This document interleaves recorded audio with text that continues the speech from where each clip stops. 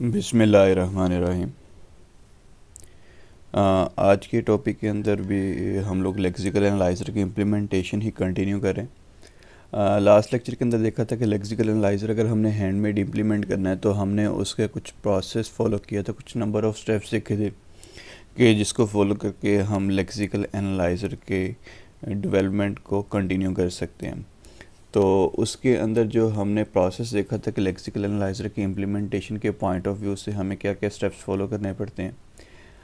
हमने सबसे पहले डिस्कस किया था जी कि हमें सबसे पहले जो चीज़ रिक्वायर है अपनी लेक्सिकल एनालिसिस के प्रोसेस को स्टार्ट करने के लिए, उसमें सबसे पहले हमारे पास लेक्सिकल एनालाइज़र की स्पेसिफिकेशन आ जाती है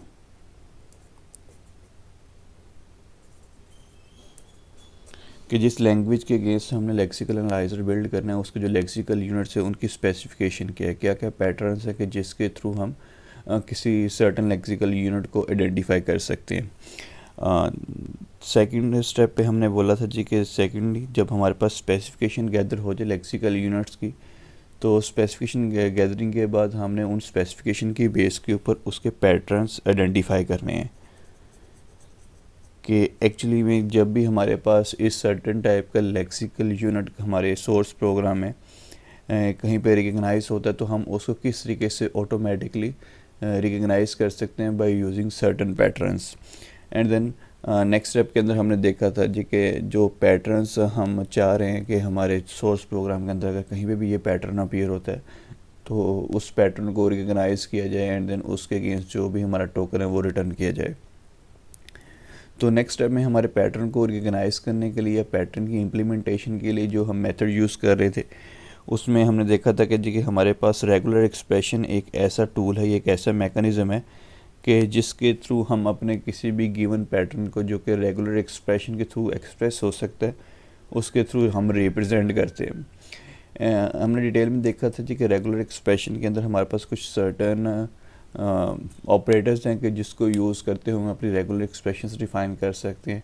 वो सर्टन ऑपरेटर्स हमारे पास क्लीन सेरिकुलर की फॉर्म में था, क्लीन प्लस की फॉर्म में था एंड देन उसके बाद हमारे पास यूनियन कंकैटिनेशन के ऑपरेटर्स थे और कुछ हमने एडिशनल ऑपरेटर्स भी देखे थे जी कि सपोज़ अगर हमारे पास क्वेश्चन मार्क है जो कि बेसिकली बूलियन का काम कर रहा होता है। अगर आपने किसी भी एक्सप्रेशन के साथ क्वेश्चन मार्क अपेंड किया हुआ तो वो एक्सप्रेशन या तो हम 0 टाइम यूज़ कर सकते हैं या 1 टाइम यूज़ कर सकते हैं। इसके अलावा हमने कुछ ग्रुप ऑपरेटर्स देखे थे रेगुलर एक्सप्रेशंस की राइट नोटेशन के दौरान कि किस तरह हम रेगुलर एक्सप्रेशन ग्रुप ऑपरेटर के थ्रू डिफ़ाइन कर सकते हैं। और इसके अलावा रेंजेस के ऑपरेटर्स देखे थे। तो ये ऑपरेटर्स देखे थे जो कि हमें नॉर्मली हेल्प आउट करते हैं किसी भी रेगुलर एक्सप्रेशंस को डिफ़ाइन करने के लिए।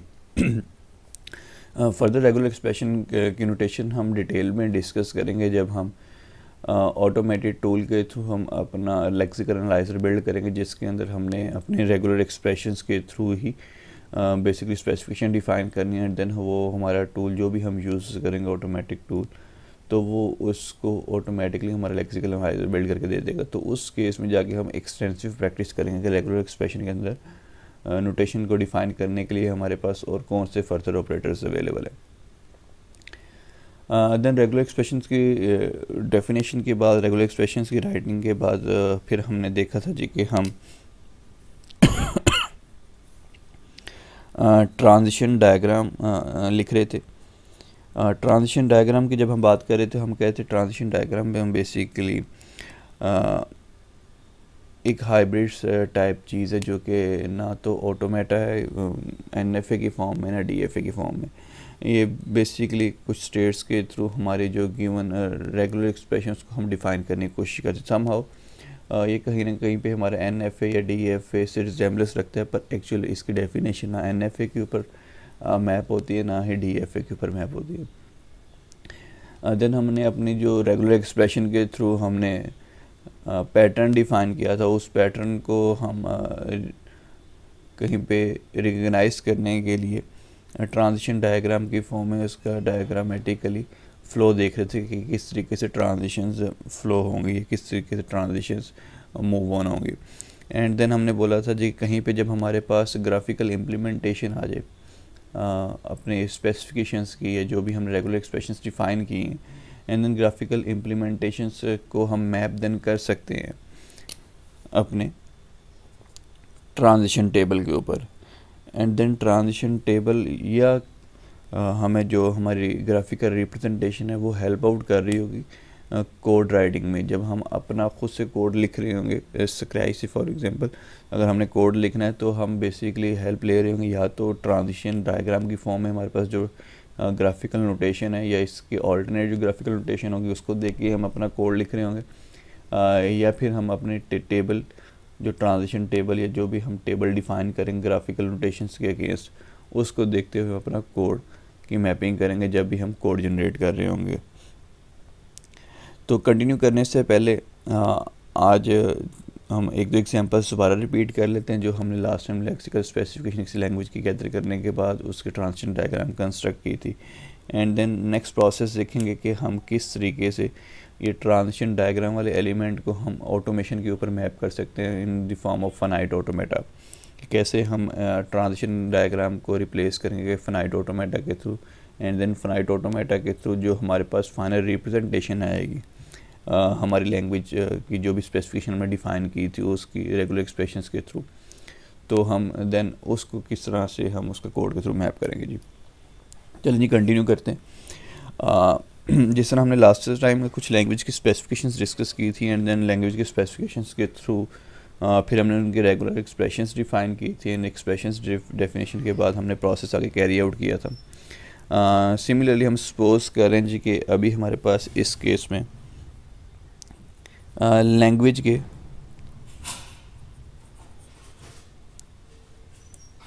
किसी कंस्ट्रक्ट की रेगुलर डेफिनेशन हमारे पास गिवन है, हम कंप्लीट होल लैंग्वेज को कंसिडर नहीं कर रहे, किसी सर्टन लैंग्वेज के लेक्सिकल यूनिट्स की डिस्कशन कर रहे हैं कि अगर हमने उनके अगेंस्ट कहीं पे रेगुलर एक्सप्रेशन डिफ़ाइन करनी है देन उसका ट्रांजिशन डायग्राम बनानी तो वो किस तरीके से बनेगी। सपोज करें जी कि हमारे पास लैंग्वेज के अंदर जो हम जिसकी स्पेसिफिकेशन है हमारे पास एज्यूम कर रहे हैं जी कि हमारे पास रिलेशनल ऑपरेटर है,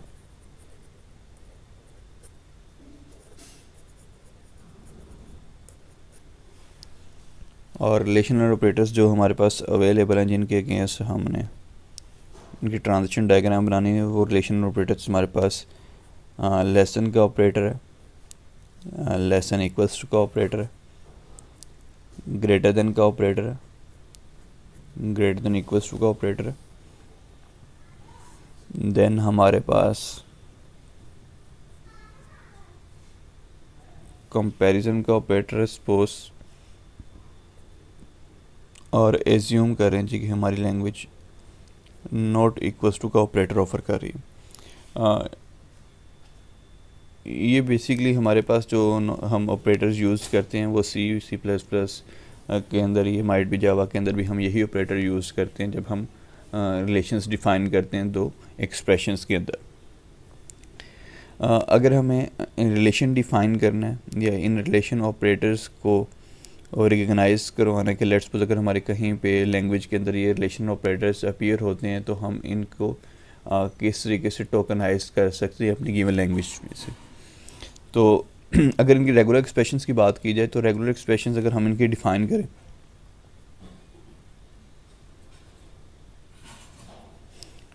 तो रेगुलर एक्सप्रेशन इनकी as a single character appear होगी।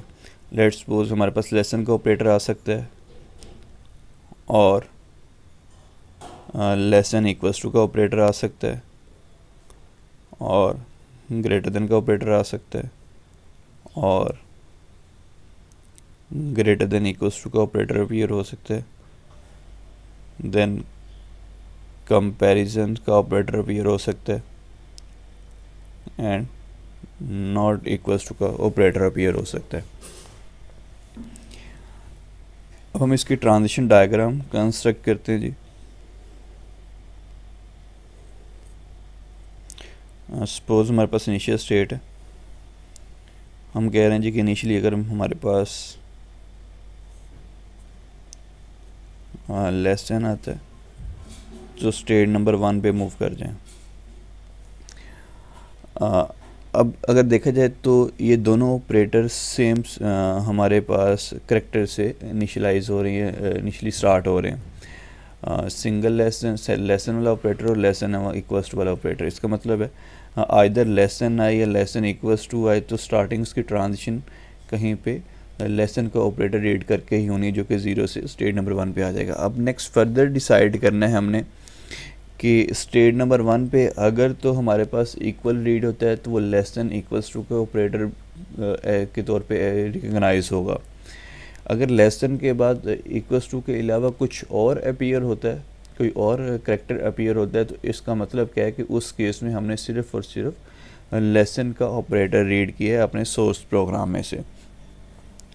तो अगर तो यहाँ पे लेस देन के फ़ौरन बाद कहीं पे हम कह रहे हैं जी कि इक्वल्स टू का ऑपरेटर आ गया, तो इस केस में ये हमारी फाइनल स्टेट होगी।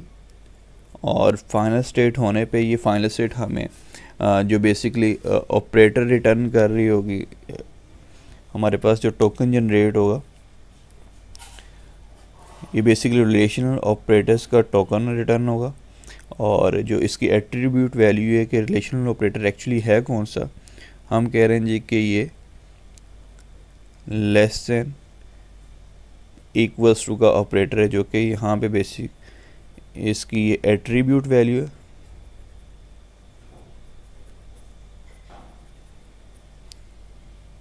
और ये हमारे पास first parameter as A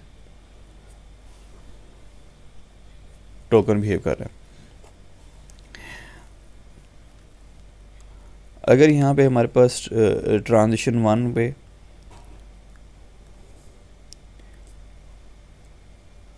equals to के ऑपरेटर के अलावा कुछ भी रीड होता है, जो भी हमारी लैंग्वेज के अंदर करैक्टर्स डिफाइन है उसमें कुछ भी रीड होता है अदर देन इक्वल्स टू, तो इसका मतलब क्या है कि उस केस में ये चीज़ हमारे पास एज ए अदर का काम कर रही होगी। यानी कोई भी input symbol other than this particular assignment operator, उसके अलावा कुछ भी चीज़ आती है। इसका मतलब है कि जितने भी हमारे पास करैक्टर्स हैं उनके ऊपर फिर हमने ट्रांजिशंस डिफाइन करनी है कि आप अगर यहाँ पे कुछ और करैक्टर रीड करते हो अदर देन इक्वल्स टू, तो हम जो ऑपरेशन परफॉर्म कर रहे हैं हम करेंगे लेट्स सपोज वहाँ से आप स्टेट नंबर लेट्स सपोज 4 पे चले जाओ और ये हमारी फाइनल स्टेट है। इस केस में हम जो ऑपरेटर रिटर्न करेंगे ये भी बेसिकली रिलेशनल ऑपरेटर की कैटेगरी है। और इस केस में जो रिलेशनल ऑपरेटर का हमारा एट्रीब्यूट वैल्यू हम रिटर्न करेंगे वो लेस देन का ऑपरेटर होगा। लास्ट टाइम हमने डिस्कशन की थी कि कुछ स्टेट्स को हमने विद इनपुट रिट्रैक्शन के साथ फाइनलाइज किया था और कुछ state with out input retraction के साथ उसको हमने फाइनलाइज किया था।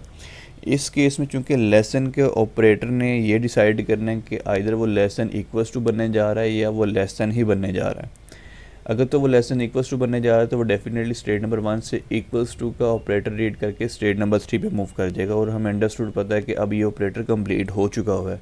अब मुझे इस केस में स्टेट नंबर 3 पे जाके कोई एक्स्ट्रा करैक्टर रीड करने की ज़रूरत नहीं है, क्योंकि जब हम स्टेट नंबर 3 पे आए हमें पता है कि ये लेसन इक्वल्स टू रीड करके आ चुका हुआ है। इसके बाद कोई और करैक्टर रीड करने की ज़रूरत नहीं। यहाँ पे अंडरस्टूड है कि लेस देन इक्वल्स टू ही रिटर्न होगा।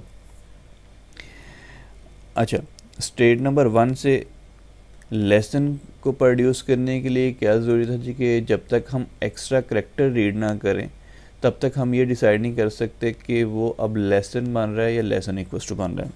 स्टेट नंबर 1 में भी हमने किया क्या जी कि जब हमारे पास other than equals to operator अगर हम रीड कर रहे हैं तो हम ट्रांजिशन लेके स्टेट नंबर 4 पे चले गए।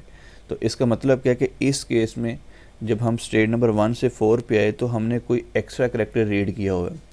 तो वो एक्स्ट्रा करैक्टर कुछ भी हो सकता है, वो एक्स्ट्रा करैक्टर किसी और लेक्सिकल यूनिट का करैक्टर भी हो सकता है। तो अगर हम किसी और लेक्सिकल यूनिट का कोई एक्स्ट्रा करैक्टर रीड करके आ चुके हैं तो इसका मतलब क्या है कि हमने उसको दोबारा रीड करना है अपने बफर में से।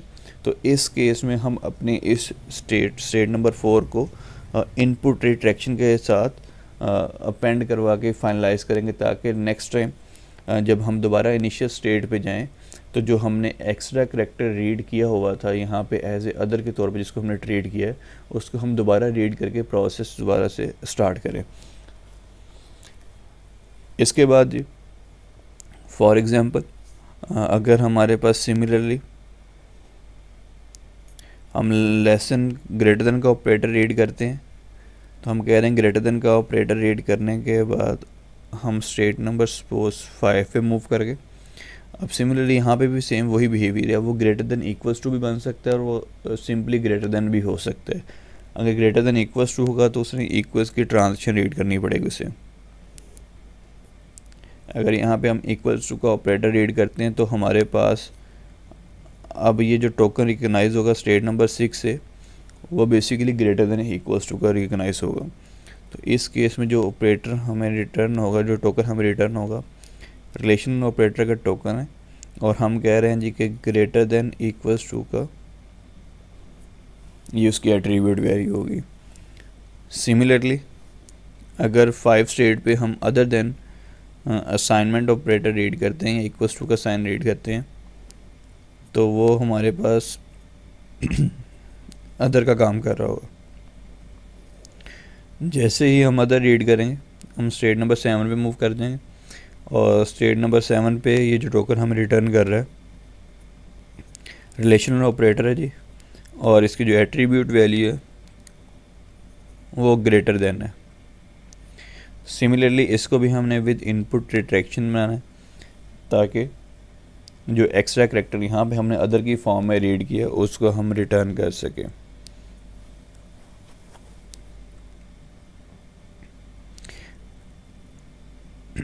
अभी चूंकि हमारी लैंग्वेज के अंदर हम सिर्फ और सिर्फ रिलेशनल ऑपरेटर ही कंसीडर कर रहे हैं, तो नेक्स्ट ऑपरेटर हम एज्यूम करें जी कि हमारे पास है जी comparison operator. First equals to read करके हम स्टेट नंबर 8 पे, और यहाँ से नेक्स्ट इक्वल्स टू रीड करके स्टेट नंबर 9 पे, जो कि हमारी इस केस में फाइनल स्टेट होगी।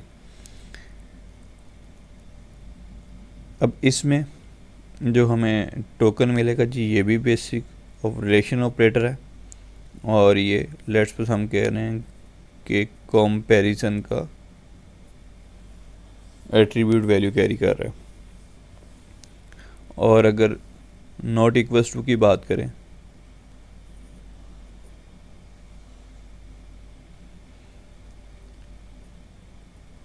ये साइन ऑफ एक्सक्लेमेशन हम रीड कर रहे हैं, और स्टेट नंबर हम कह रहे हैं जी कि 10 पे मूव करके, एंड देन 10 से जैसे ही हमारे पास इक्वल्स टू आएगा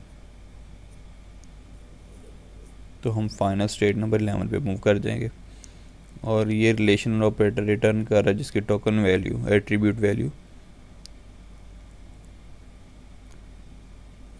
लेट्स सपोज नॉट इक्वल है। तो इस तरीके से हम अपने ऑपरेटर्स के अगेंस्ट, जब भी हमारी लैंग्वेज के अंदर ऑपरेटर्स की स्पेसिफिकेशंस भी आएंगी, तो अभी तो हमने किसी सर्टन ग्रुप के ऑपरेटर्स को डिस्कस किया है कि सर्टन ऑपरेटर, सर्टन हमारे पास कैटेगरी के अगर ऑपरेटर आएंगे तो हम उनको किस तरीके से अपने ट्रांजिशन डायग्राम के थ्रू रिप्रेजेंट कर सकते हैं। सिमिलरली अगर हमारे पास रिलेशन ऑपरेटर के अलावा ऑपरेटर का सेट कहीं पे एक्सपेंड कर जाए, अगर उसके अंदर हमारे पास अर्थमेटिक ऑपरेटर भी आ जाएं, देन लॉजिकल ऑपरेटर भी आ जाएं, और इसके अलावा हमारे पास इंक्रीमेंटल डिक्रीमेंटल के ऑपरेटर्स भी आ जाएं, तो वो भी इस तरह ही हमारे ऑपरेटर्स जैसे एक्सपेंड होते जाएंगे, तो ऑपरेटर की कैटेगरी के थ्रू जो हम उसकी ट्रांजिशन डायग्राम बनाते जाएंगे तो वो डेफिनेटली एक्सपेंड करती जाएगी। अगर इसके अंदर अगर हम बात करें कि सपोज करें कि कहीं पे हमारे पास सिंपल असाइनमेंट ऑपरेटर ही होता, अगर लैंग्वेज के अंदर, हमारी लैंग्वेज की स्पेसिफिकेशन के अंदर सिर्फ रिलेशन ऑपरेटर नहीं है, एज्यूम कर लें जी कि हमारे पास असाइनमेंट ऑपरेटर भी है, और असाइनमेंट ऑपरेटर जो भी हम सिर्फ डिस्कस करें C++ के अंदर से, वो सिर्फ इक्वल्स टू का ऑपरेटर है। उसके अंदर हमारे पास डिवाइड इक्वल्स टू का नहीं है, ना प्लस इक्वल्स टू का ऑपरेटर है, सिर्फ हम इक्वल्स टू के ऑपरेटर की बात करें। तो अगर हमने उस ऑपरेटर को भी इसके अंदर इनकॉर्पोरेट करना था, तो हमें अपनी इस ट्रांजिशन डायग्राम के अंदर सिर्फ क्या मॉडिफिकेशन करनी थी। तो पॉसिबिलिटी क्या है कि अगर स्टेट नंबर 0 पे अगर खाली इक्वल्स टू रीड होता है, और खाली इक्वल्स टू रीड होने के बाद यहाँ पे स्टेट नंबर 8 पे हम other than and other comparison operator या इक्वल टू का ऑपरेटर अगर रीड करते हैं, तो हम कह रहे होते जी सपोज कि यहाँ से अब आप टोकन जनरेट कर दो, रिज्यूम करेंगे स्टेट नंबर 12 है, स्टेट नंबर 12 से अब आप टोकन प्रोड्यूस कर दो जी। लेट्स सपोज ये हमारे पास असाइनमेंट ऑपरेटर है जी, और असाइनमेंट ऑपरेटर में जो स्पेसिफिक ऑपरेटर हम पास कर रहे हैं उस ऑपरेटर की एट्रीब्यूट वैल्यू क्या है जी। ये हम कह रहे हैं कि ये सिर्फ असाइनमेंट है, क्योंकि हमारे पास हमें पता है कि इस तरह के ऑपरेटर भी एग्जिस्ट करते हैं, plus equals to, minus equals to, divide equals to. Basically ये भी हमारे पास कहीं ना कहीं पे असाइनमेंट इक्वल है। तो हम इनमें से सिर्फ और सिर्फ जिस असाइनमेंट इक्वल्स की बात कर रहे हैं वो जो नॉर्मली हम यूज़ करते हैं असाइनमेंट के लिए, हम उसको अभी डिस्कस कर रहे हैं।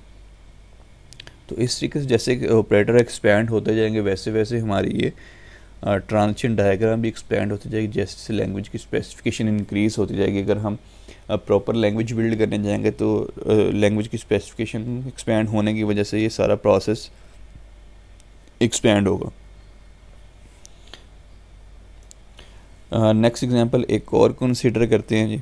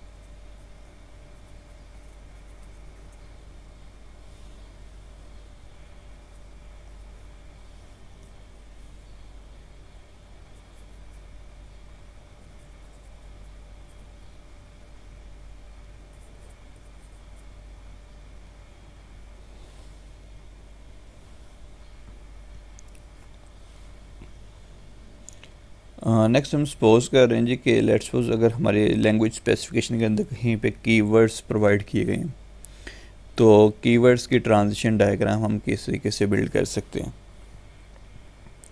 अगर कीवर्ड्स की बात की जाए तो लास्ट जब हमने एग्जांपल की जिसकी स्पेसिफिकेशन में हमने देखा था कि मोस्टली हमारे कीवर्ड्स ऐसे ही होते हैं जो कि लैंग्वेज के जो आइडेंटिफायर की स्पेसिफिकेशन है हम उससे ही रिकग्नाइज़ कर लेते हैं कि जो हमारे कीवर्ड की स्पेसिफिकेशन है वो बेसिकली हमारा सबसेट होता है आइडेंटिफायर की स्पेसिफिकेशंस का।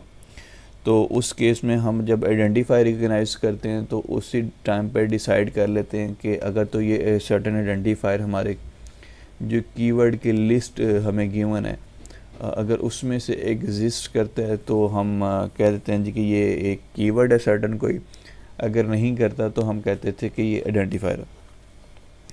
अच्छा सपोज समटाइम ऐसा भी पॉसिबल ही हो सकता है कि लैंग्वेज की स्पेसिफिकेशन कुछ इस तरीके से वेरी कर जाएं कि हमारा कीवर्ड की जो स्पेसिफिकेशन है वो हमारी लैंग्वेज जो आइडेंटिफायर की स्पेसिफिकेशन है उससे वो कहीं ना कहीं पे मैप ना हो रही है, उससे कहीं पे हम उसको रिकग्नाइज ना कर पा रहे हों। फॉर एग्ज़ाम्पल एज्यूम करें जी कि अगर हमारे पास सिर्फ़ और सिर्फ ये कीवर्ड्स ही गिवन है, हमारे पास अभी एज्यूम करें कि लैंग्वेज में आइडेंटिफायर नहीं है, तो इन सर्टन कीवर्ड्स को अगर हमने रिकग्नाइज़ करना है ट्रांजिशन डायग्राम के थ्रू, और अभी हम एज्यूम करें कि लैंग्वेज का सिर्फ यही कंस्ट्रक्ट हमें अवेलेबल है जिसकी हमें ट्रांजिशन डायग्राम कंस्ट्रक्ट करने को बोला गया, तो उस केस में नॉर्मली हम करेंगे क्या कि अगर इसके रेगुलर एक्सप्रेशंस डिफ़ाइन करेंगे, हमें पता है कि अगर कोई string by the rule of regular expression अगर कोई स्ट्रिंग हमारे पास फाइनाइट लेंथ की है तो उसकी रेगुलर एक्सप्रेशन वही स्ट्रिंग इटसेल्फ भी हो सकती है। तो अगर हम इंट की बात करें तो इंट के रेगुलर एक्सप्रेशन INT इंट के रेगुलर एक्सप्रेशन है, और मेन की बात करें MAIN ये करेक्टर अगर आएंगे तो ये भी लैंग्वेज एक्सेप्ट हो सकते हैं। अगर सी आउट की बात करें COUT अगर अपीयर होगा तो हम कह रहे हैं कि ये चंक भी हम एक्सेप्ट कर सकते हैं। अब इसको अगेन अगर हम इसके ट्रांजिशन डायग्राम की तरफ मूव करें कि हम इसको अगर कंस्ट्रक्ट करना चाहें तो किस तरीके से कंस्ट्रक्ट कर सकते हैं। ज़ीरो स्टेट पे पॉसिबिलिटी है जी, अगर आई आता है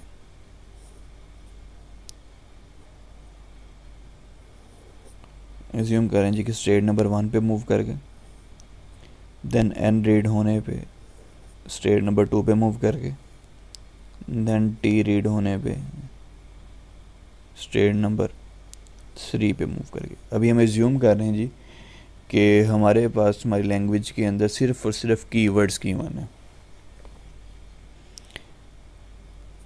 जैसे ही टी आया हमें पता हमारा पैटर्न कंप्लीट हो गया, ये हमारी फाइनल स्टेट होगी जी, स्टेट नंबर 3। और इस पे जो भी कीवर्ड रिटर्न करना है, नॉर्मली कीवर्ड का एट्रीब्यूट वैल्यू नहीं होती, हम ये कीवर्ड ही रिटर्न कर देंगे कि यहाँ से कीवर्ड रिटर्न हुआ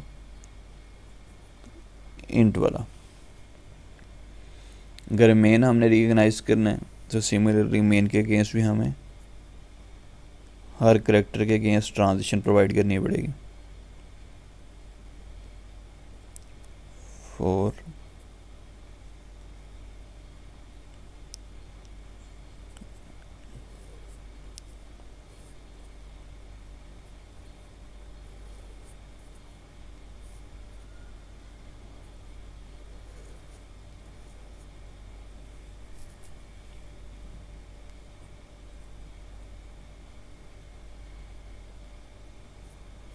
यहाँ से हमें जो टोकन मिलेगा वो बेसिकली कीवर्ड का मिलेगा जो कि मेन है। अगर सी आउट की बात करें, इनिशियली सी रीड करेंगे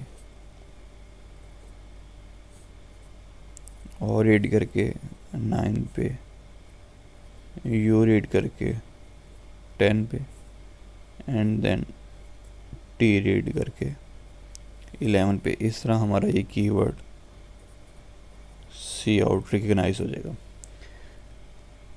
तो बेसिकली इसका पर्पस क्या है कि ऐसी भी पॉसिबिलिटी हो सकती है कि कोई लैंग्वेज स्पेसिफिकेशन हमारे केस में ऐसी गिवन हो सकती है कि जिसके केस में हमारी जो आइडेंटिफायर की स्पेसिफिकेशन है उससे हम कीवर्ड की स्पेसिफिकेशन मैप ना कर सकते हो या उससे प्रोड्यूस ना कर सकते हो। सपोज अगर मैं इसी कीवर्ड की स्पेसिफिकेशन में एक लैंग्वेज के आइडेंटिफायर की स्पेसिफिकेशन प्रोवाइड कर दूं कि हमारी लैंग्वेज का जो आइडेंटिफायर है वो सिंगल लेंथ का होगा, वो सिंगल कैरेक्टर का होगा। फॉर एग्जांपल हम कह रहे हैं जी कि अगर इसी स्पेसिफिकेशन के अंदर अगर हम मॉडिफाई कर दें कि जो लैंग्वेज जिसके अगेंस्ट अभी हमने कीवर्ड की स्पेसिफिकेशन प्रोवाइड की है, इसी स्पेसिफिकेशन के अंदर अगर हम ये कह दें कि जो हमारे आइडेंटिफायर की स्पेसिफिकेशन है जी, चलें जी कहते हैं जी कि let's suppose 2 length identifier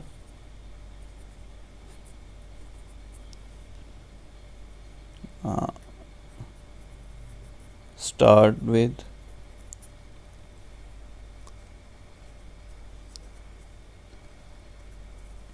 underscore followed by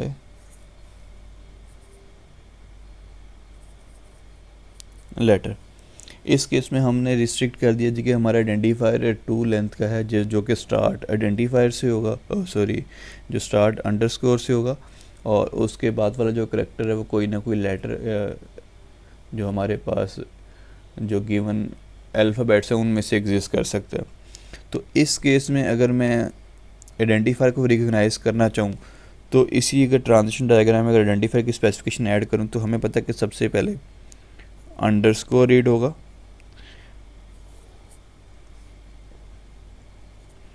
अब उस अंडरस्कोर के रीड होने के बाद हम कोई ना कोई जैसे ही लेटर रीड करेंगे तो उस लेटर को रीड करने के बाद हम कह दें जी कि ये हमारे पास जो हमारा गिवन आइडेंटिफायर है उसकी स्पेसिफिकेशन के अकॉर्डिंगली ये पैटर्न रिकग्नाइज हो गया, और यहाँ पे हम कह देते हैं जी कि यहाँ पे कोई भी जो भी आइडेंटिफायर है वो रिकग्नाइज हुआ, एंड देन उसकी जो भी आपने वैल्यू रीड की है जिसको हम लेक्सिम स्पोज बोल रहे हैं, एक्चुअल में जाके ये उस आइडेंटिफायर का कहीं ना कहीं पे पॉइंटर सेव करेगा। तो इस तरीके से अब हम अगर देखें तो इस हर दफ़ा ऐसा नहीं होगा कि हमारे आइडेंटिफायर की स्पेसिफिकेशन से ही कीवर्ड्स को हम जनरेट कर सकते हैं या उसको रिकग्नाइज़ कर सकते हैं। ऐसी पॉसिबिलिटीज़ भी एग्जिस्ट कर सकती हैं कि आइडेंटिफायर्स सेपरेटली ट्रीट हो रहे हों और जो हमारे कीवर्ड्स हैं उनकी सेपरेट स्पेसिफिकेशंस हों। तो उस केस में अगर हमारे कीवर्ड की सेपरेट स्पेसिफिकेशन है वो ऐसे आइडेंटिफाई रिकग्नाइज नहीं हो रहे, तो हमने देखा कि हमें कैसे कैरेक्टर बाय कैरेक्टर उन कीवर्ड्स हर कीवर्ड के लिए हमें फ्लो डिफाइन करना पड़ेगा। देन एक और एग्जांपल कर रहे हैं और उसके बाद नेक्स्ट मूव करते हैं जी हम।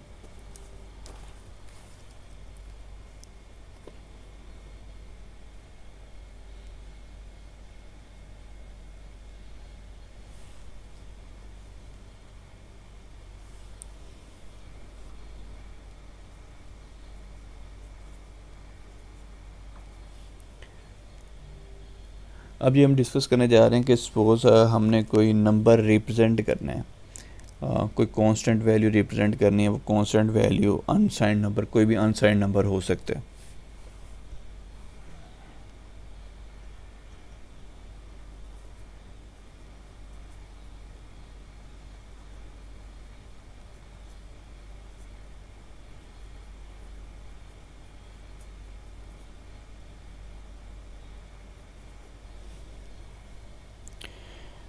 अनसाइंड नंबर हमारे केस में वो कोई इंटीजर वैल्यू भी हो सकती है अनसाइंड की, वो कहीं पे कोई फ्लोटिंग वैल्यू भी हो सकती है अनसाइंड की। फॉर एग्जांपल अगर मैं लिखना चाहूँ अनसाइंड नंबर, तो मैं कुछ इस तरीके से 12 भी लिख सकता हूँ एज ए अनसाइंड नंबर, ये भी एक अनसाइंड नंबर है। अगर मैं कहता हूँ 1.67, ये भी एक अनसाइंड नंबर है, फ्लोटिंग का नंबर है, वो इंटीजर का नंबर था। हम फ्लोटिंग के नंबर को या अनसाइंड नंबर को कुछ इस फॉर्म में भी रिप्रेजेंट कर सकते हैं कि लेट्स सपोज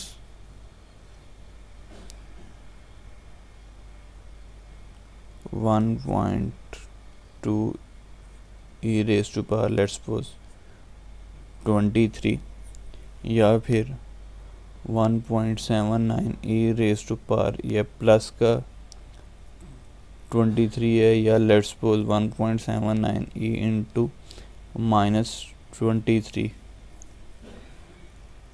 और लेट्स सपोज इस तरीके से जो हम नंबर लिखते हैं उसे हम नॉर्मली अनसाइंड नंबर कह रहे हैं। तो अनसाइंड नंबर की अगर हम सबसे पहले रेगुलर एक्सप्रेशन की बात करें कि रेगुलर एक्सप्रेशन हम इसकी किस तरीके से डिफ़ाइन कर सकते हैं। फ्रैक्शनल पार्ट से पहले हमारे पास डिजिट्स जो अपीयर हो रहे हैं, fractional part basically optional part है, ऐसी भी पॉसिबिलिटी कि फ्रैक्शनल पार्ट ना आए। तो फ्रैक्शनल पार्ट से पहले वाले जितने भी पार्ट है उसके अंदर 1 या मोर देन 1 डिजिट्स अपीयर हो सकती है, एटलीस्ट सिंगल लेंथ का डिजिट लाजमी अपीयर होना चाहिए। तो हम कह रहे हैं जी कि हमारी इस रेगुलर एक्सप्रेशन में अनसाइंड की हमारे पास जो डिजिट्स हैं वो एक या एक से ज़्यादा अपीयर हो सकते हैं। उसके बाद जी हमारे पास जो फ्रैक्शनल पार्ट है वो बेसिकली ऑप्शनल पार्ट है। इस केस में ये भी पॉसिबिलिटी है, इस तरीके से नंबर भी हम जनरेट कर सकते हैं कि 12 इंटू 12 रेज टू पावर कोई +5 या 12 रेज टू पावर -5 या simply let's suppose 12 raise to power 5। इसका मतलब क्या है कि इसमें जो पॉइंट के साथ अब हमारे पास डिजिट्स आ रहे हैं ये किसी एक्सप्रेशन में आ भी सकते हैं या नहीं भी आ सकते।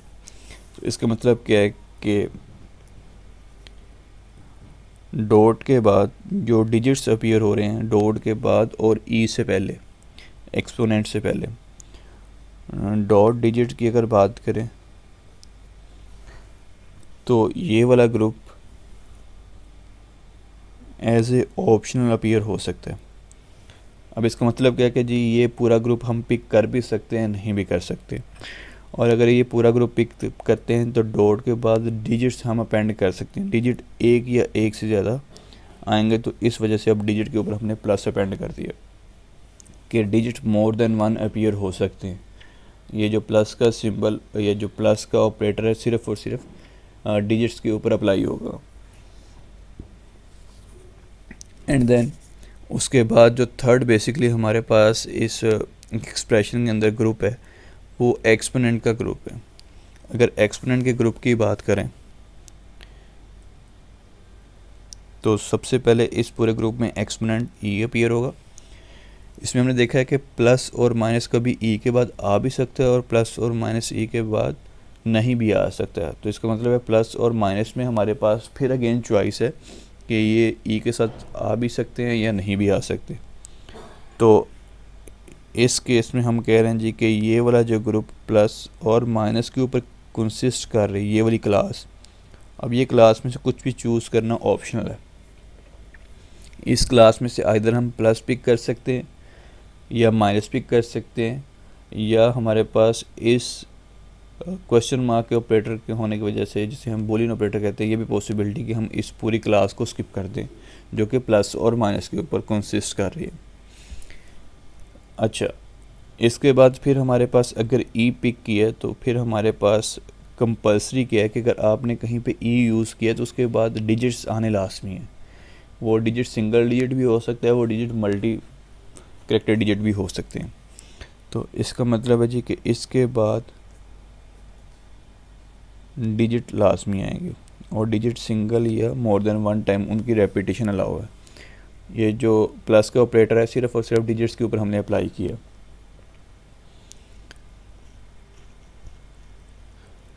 अब हमें ये भी पता है कि जैसे कि अभी हमने 12 जनरेट किया, उस 12 में ये वाला पूरा पोर्शन भी ऑप्शनल था और ये वाला पूरा पोर्शन भी ऑप्शनल है। इसका मतलब क्या है कि ये वाला पूरा पोर्शन हम स्किप भी कर सकते हैं।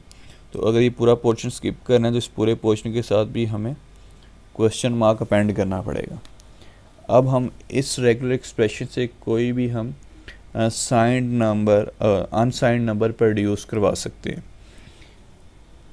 जिनकी एग्जांपल हमने यहाँ पे डिफ़ाइन की है। अगर लेट्स सपोज अगर सिर्फ 12 प्रोड्यूस करवाना है तो मैंने 1 2 यहाँ डिजिट से प्रोड्यूस करवाया, देन इस पूरे ऑप्शनल को भी स्किप किया, इस पूरे ऑप्शनल को भी स्किप किया, हमारा 12 प्रोड्यूस हो गया। देन एज्यूम करें जी कि हमने 1.67 प्रोड्यूस करवाना, फर्स्ट डिजिट से 1 प्रोड्यूस करवाया, यहाँ से हमारे पास जो डेसिमल पार्ट है वहाँ से पॉइंट के बाद 67 प्रोड्यूस करवाया, एंड देन इस पूरे ऑप्शनल पार्ट को स्किप कर दिया। तो इसका मतलब 1.67 प्रोड्यूस हो गया।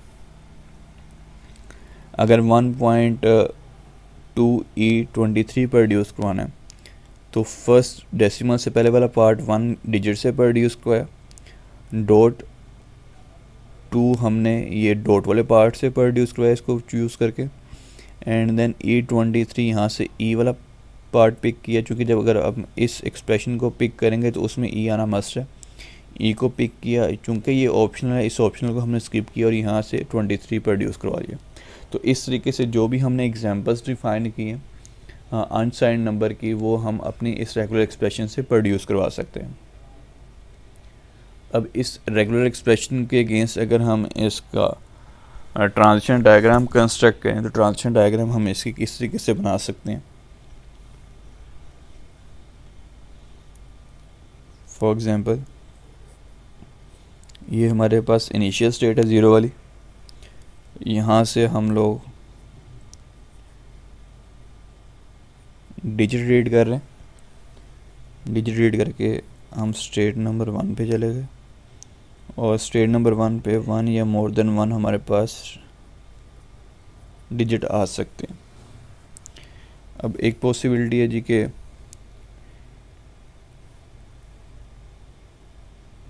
इसके बाद अब नेक्स्ट पार्ट है जी, उसकी अगर बात करें उसके बाद हमारे पास डॉट आएगा, डॉट आने पे हम स्टेट नंबर 2 पे चले गए, देन स्टेट नंबर 2 से डॉट रीड करेगा, डॉट रीड किया तो डेफिनेटली फिर हमने डिजिट एक या एक से ज़्यादा रीड करने की ऑप्शन प्रोवाइड करनी है। यहाँ से हमने स्टेट नंबर 2 से डिजिट रीड किया, स्टेट नंबर 3 पे चले गए। अब स्टेट नंबर 3 पे अगेन हमारे पास मोर देन 1 डिजिट्स रीड करने की ऑप्शन अवेलेबल होनी चाहिए, तो हमने लूप प्रोवाइड कर दिया स्टेट नंबर 3 पे। इसका मतलब क्या है जी कि ये डिजिट उसके बाद 2 डिजिट्स वाला पार्ट भी हमने यहाँ से रिकग्नाइज करवा लिया। अब अगर नेक्स्ट चॉइस अगर हम पिक करते हैं तो वो किस तरीके से हमारी एक्सेप्ट होगी जी। देन स्टेट नंबर 3 से अगर हम ई रीड करते हैं, ई रीड करने पे हम स्टेट नंबर एज्यूम कर रहे हैं 4 पे मूव करके, एंड देन स्टेट नंबर 4 पे आने के बाद ये वाली ऑप्शन भी अगर हम पिक करते हैं प्लस और माइनस वाली, हम कह रहे हैं जी स्टेट नंबर 4 से आइदर प्लस आए या माइनस आए। प्लस या माइनस रीड होने पे हम कह रहे हैं जी कि स्टेट नंबर 5 पे मूव कर जाएं। स्टेट नंबर 5 पे मूव करके अगेन ये चॉइस भी हमने पिक कर ली। इस चॉइस के पिक होने के बाद डेफिनेटली हमने डिजिट्स की चॉइस पिक करनी है जो कि एक या एक से ज़्यादा आ सकते हैं। अगर एक डिजिट आता है जी तो हम स्टेट नंबर 6 पे मूव करके, मल्टीपल डिजिट्स आते हैं जी इसके बाद तो अगेन स्टेट नंबर 6 पे रहे। जैसे ही हमारे पास यहाँ पे डिजिट के अलावा अब कोई और कैरेक्टर रीड हुआ तो वो हमारे पास एज ए अदर ट्रीट करेगा। अदर ट्रीट करने के बाद हम उसको फाइनल स्टेट कंसीडर करें स्टेट नंबर 7, जो कि एक्स्ट्रा कैरेक्टर रीड होने की वजह से इसको हम इनपुट रिट्रैक्शन बना रहे हैं। ये वो वाला फ्लो है जिसके अंदर हमने हर एक ऑप्शन पिक करके यहाँ पे फाइनल तक पहुँचे हैं। अब हमें पता है कि कुछ इस पूरी एक्सप्रेशन के अंदर कुछ पार्ट्स हमारे पास ऑप्शनल थे, जैसे कि फर्स्ट डिजिट्स का पार्ट यानी कि डेसिमल पॉइंट से पहले वाले डिजिट्स फिक्स होने के बाद डेसिमल पार्ट स्किप हो सकते हैं और डायरेक्ट हम जंप करके ई वाले पोर्शन पे जा सकते हैं। तो इसका मतलब क्या है कि डायरेक्ट अगर ई वाले पोर्शन के ऊपर जंप करके जाना है तो स्टेट नंबर 1 से जैसे ही हमारे पास डॉट की बजाय ई रीड होता है तो ई रीड होने पे यहाँ से हमने स्टेट नंबर 4 पे चले जाना है। जैसे ही हमारे पास स्टेट नंबर 1 से ई रीड हुआ, ई रीड होने के बाद हम स्टेट नंबर 4 पे मूव कर गए।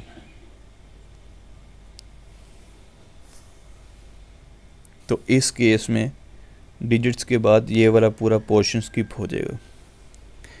अच्छा, अगेन ये वाला पोर्शन हमने स्किप कर दिया जी, स्किप करके हम स्टेट नंबर 4 पे आ गए। अच्छा, स्टेट नंबर 4 पे आने पे भी हमारे पास चॉइस है कि हम प्लस और माइनस को स्किप करके ई के बाद डायरेक्ट डिजिट्स पे जा सकते हैं। स्टेट नंबर 4 पे आने के बाद हम डायरेक्ट डिजिट्स रीड करके, स्टेट नंबर 4 से हम डायरेक्ट डिजिट्स रीड करके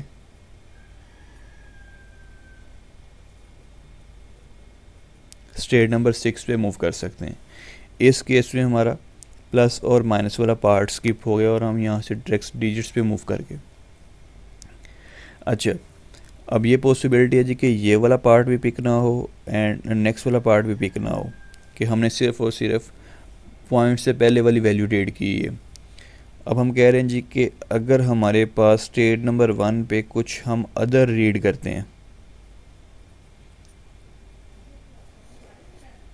अदर रीड करने पे हम कह रहे हैं जी कि स्टेट नंबर 8 पे मूव कर जाए। अब इस ट्रांजिशन पे अदर का कॉन्सेप्ट क्या है जी कि वो ना तो डॉट है और वो ना ही हमारे पास ई है जो कि एक्सपोनेंट का सिंबल है। डॉट और ई के अलावा कुछ भी रीड करते हैं, और ना ही सॉरी वो डिजिट है। डिजिट डॉट और ई के अलावा कुछ भी रीड करते हैं तो वो हमारे लिए एज ए अदर का करेक्टर बिहेव कर रहा है। अगर जैसे ही हमने अदर रीड किया हम वहाँ से मूव करके स्टेट नंबर 8 पे मूव करके, और चूंकि यहाँ पे कोई एक्स्ट्रा करेक्टर रीड किया हुआ है तो इनपुट रिट्रैक्शन होने की वजह से हमने उसको इनपुट रिट्रैक्ट बनाने हैं स्टेट को।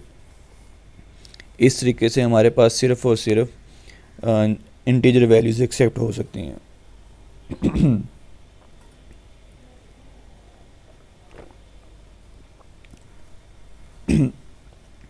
इसके बाद अगर बात करें, ये भी पॉसिबिलिटी है कि अगर हमने इतनी एक्सप्रेशन से डाटा जनरेट करवा लिया है और उसके बाद इस पोर्शन को हमने इग्नोर करना है, यानी कि डॉट डिजिट्स तक का डाटा हमने रीड कर लिया हुआ, डॉट डिजिट्स तक का डाटा रीड कर लिया हुआ, और ये भी पॉसिबिलिटी है कि इसके बाद ई के अलावा कुछ और रीड करें। अगर ई के अलावा कुछ और रीड करते हैं तो ई के अलावा कुछ और रीड करने पे ये हमारे लिए एज ए अदर बिहेव कर रही होगी स्टेट, जिसको हम स्टेट नंबर 9 बोल रहे हैं सपोज। यहाँ पे अगर हम अदर रीड करते हैं तो इसको हम इनपुट रिट्रैक्ट बना रहे हैं कि स्टेट नंबर 3 पे आके हमारे पास डिजिट और ई के अलावा कुछ और चीज़ रीड हुई है तो उसको हमने अदर कंसिडर किया और हम स्टेट नंबर 9 पे मूव कर गए। सिमिलरली और हमारे पास कहीं पे हमने अदर ये भी पिक हो गया जी, इतनी एक्सप्रेशन भी कंप्लीट हो गई, इतनी एक्सप्रेशन भी कंप्लीट जी। अब ये हमारी डायग्राम कंप्लीट होगी। अब इसके ऊपर अगर हम कोई भी ट्रांजिशन अप्लाई करके इसको एग्जीक्यूट करके देखें, फॉर एग्जांपल अगर हमने प्रोड्यूस करवाना है, स्ट्रिंग प्रोड्यूस करानी है जी 19.25, एज्यूम करें जी कि सबसे पहले ये स्ट्रिंग प्रोड्यूस करवाते हैं। स्टार्ट पे जी डिजिट रीड किया 1 पे आ गए, 1 रीड किया जी 1 पे आ गए, देन 9 रीड किया, अगेन हम अभी 1 पे ही हैं। जैसे ही डॉट रीड किया स्टेट नंबर 2 पे मूव कर गए, देन डिजिट रीड करके स्टेट नंबर 3 पे मूव कर गए। स्टेट नंबर 3 पे अगेन हमने डिजिट रीड किया जी, स्टेट नंबर 3 पे ही। जैसे ही इसके अलावा कोई और करैक्टर यहाँ पे रीड करते इस एक्सप्रेशन के अलावा, अब जैसे ही हमने यहाँ पे कोई अदर करैक्टर रीड किया तो यहाँ से हम फाइनल स्टेट पे मूव कर देंगे और जो एक्स्ट्रा करैक्टर रीड किया था यहाँ पे वो इग्नोर हो जाएगा या उसको हम दोबारा रिट्रैक्ट कर देंगे। तो ये एक्सप्रेशन हमारी रीड होगी। सपोज अगर इसी एक्सप्रेशन को अगर हम चेंज कर दें कि लेट्स सपोज वो e की पावर 1 है, तो जब यहाँ पे आए हुए थे हमने 5 रीड कर लिया, उसके बाद जैसे ही e रीड किया तो e रीड करने के बाद हम स्टेट नंबर 4 पे मूव कर गए एंड देन स्टेट नंबर 4 पे e के बाद हमने ये डिजिट रीड किया 1। अब जैसे ही 4 से 1 रीड किया हम स्टेट नंबर 6 पे चले गए।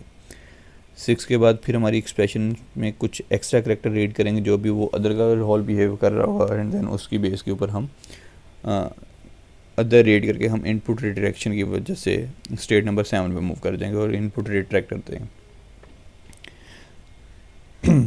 तो इस तरीके से हम अपने साइंड नंबर अनसाइंड नंबर को रिकग्नाइज कर सकते हैं अपने लैंग्वेज में से। अगर हमने इसको साइंड नंबर भी बनाना तो हम इसको साइंड नंबर भी बना सकते हैं। साइंड नंबर बनाने के लिए साइंड नंबर के साथ होता क्या कि स्टार्ट में या तो प्लस का ऑपरेटर आ रहा होता है या माइनस का ऑपरेटर कहीं पे आ रहा होता है और ये ऑप्शनल होता है। अगर हमने साइंड और अनसाइंड नंबर दोनों ही ट्रीट करवाने तो सिंपली हमें करना क्या पड़ेगा, इस पूरी एक्सप्रेशन के स्टार्ट में हम कह रहे हैं जी कि प्लस और माइनस अपीयर हो सकता है जो कि ऑप्शनल है। अब अगर इस चीज़ को भी अकोमोडेट कर दें अपनी एक्सप्रेशन के अकॉर्डिंगली अपनी ट्रांजिशन डायग्राम के अंदर, तो ये अब हमारे पास एज ए होल नंबर कोई भी अपीयर हो सकता है जो कि साइंड है या अनसाइंड है। तो इस तरीके से हम अपनी लैंग्वेज की स्पेसिफिकेशंस के थ्रू ट्रांजिशन डायग्राम कंस्ट्रक्ट कर सकते हैं by using regular expression.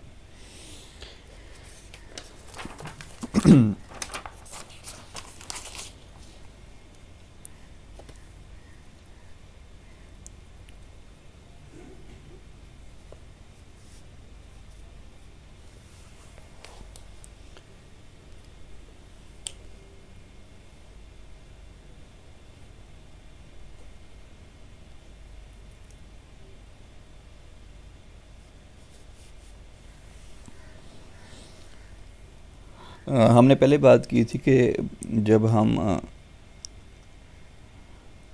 Lexical analyser build करेंगे बाय यूजिंग कोड, कि जब हम अपने ट्रांजिशन टेबल को देखते हुए या किसी ग्राफिकल रिप्रेजेंटेशन को देखते हुए कोड कर रहे होंगे तो किस तरीके से हम ग्राफिकल रिप्रेजेंटेशन यूज़ कर सकते हैं। अभी जो हमने ग्राफिकल रिप्रेजेंटेशन यूज़ की है वो ट्रांजिशन डायग्राम की फॉर्म में की है।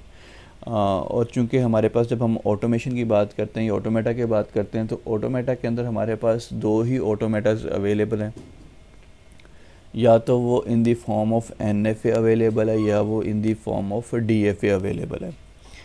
तो अब जब भी हम चीज़ यूज़ करेंगे रिप्रेजेंटेशन के लिए, ग्राफिकल रिप्रेजेंटेशन के लिए, या तो वो हम NFA यूज़ कर रहे होंगे या हम DFA यूज़ कर रहे होंगे। अब हम ट्रांजिशन डायग्राम यूज़ नहीं कर रहे होंगे।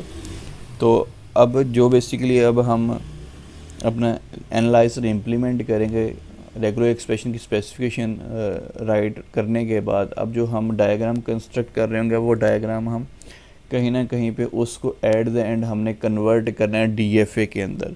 तो इस वजह से हम इसको फाइनाइट ऑटोमेटा कह रहे हैं जी, कि फाइनाइट ऑटोमेटा के थ्रू हम लेक्सिकल एनालाइजर इम्प्लीमेंट करने जा रहे हैं।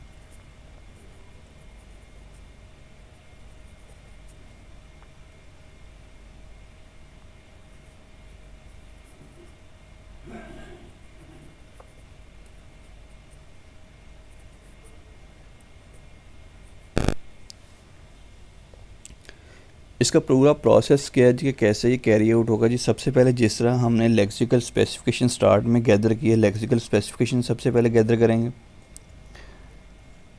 जैसे हमने प्रीवियसली अभी की थी।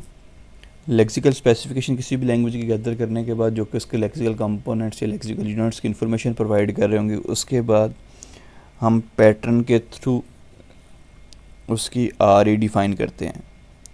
जब हमारे पास आर ई आ जाती हैं तो हमें पता है कि रेगुलर एक्सप्रेशंस डिफ़ाइन करना for non deterministic finite automata comparatively आसान है as compare to deterministic finite automata की रेगुलर एक्सप्रेशन डिफ़ाइन करना।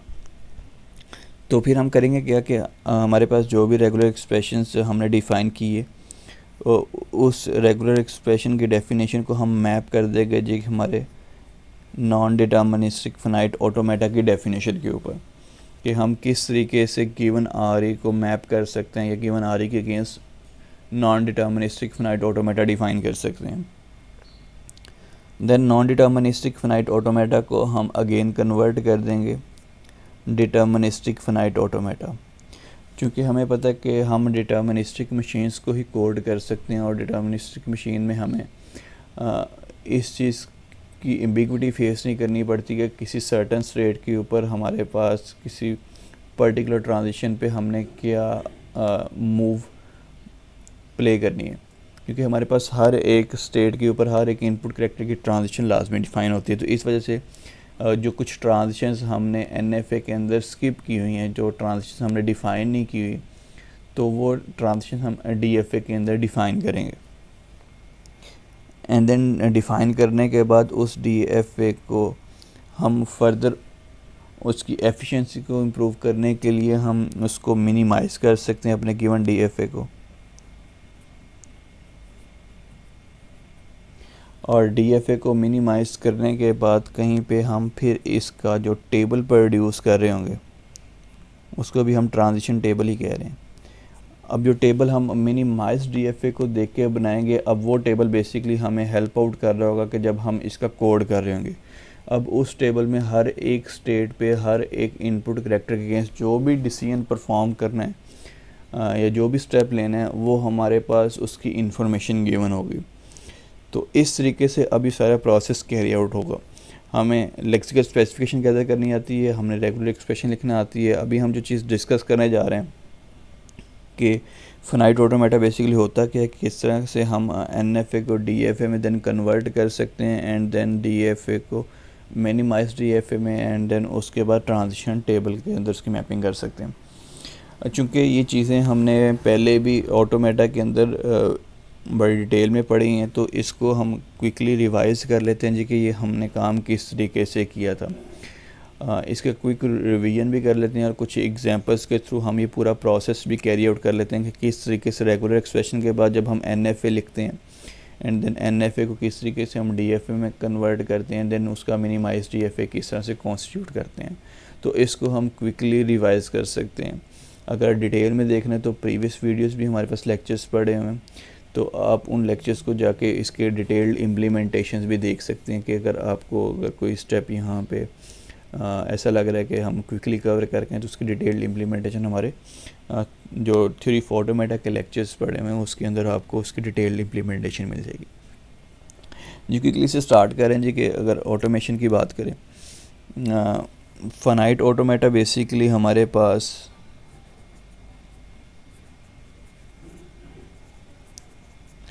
बेसिकली एक्चुअल मशीन्स होती हैं कि जिसको हम कोड कर सकते हैं। फ़नाइट ऑटोमेटा नॉर्मली हम इस वजह से बोलते थे कि इसके अंदर फ़नाइट नंबर ऑफ़ स्टेट्स हमारे पास होती हैं। हमने जो भी लैंग्वेज या जो भी मशीन कंस्ट्रक्ट कर रहे हैं उस मशीन के अंदर हमारे पास जो नंबर ऑफ़ स्टेट्स हैं वो फ़नाइट हैं, तो इस वजह से हम उसको फ़नाइट ऑटोमेटा बोल रहे हैं। फ़नाइट ऑटोमेटा की फर्दर अगर हम बात करें तो इसके अंदर दो डिफरेंट टाइप के ऑटोमेशन हमें देखने को मिलती हैं। One is deterministic finite automata, जिसे DFA बोलते हैं, या डिटर्मिनिस्ट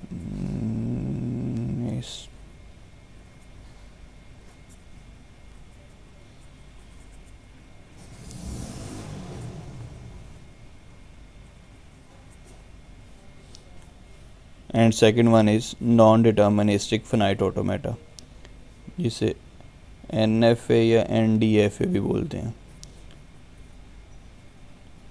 नॉन डिटर्मिनिस्टिक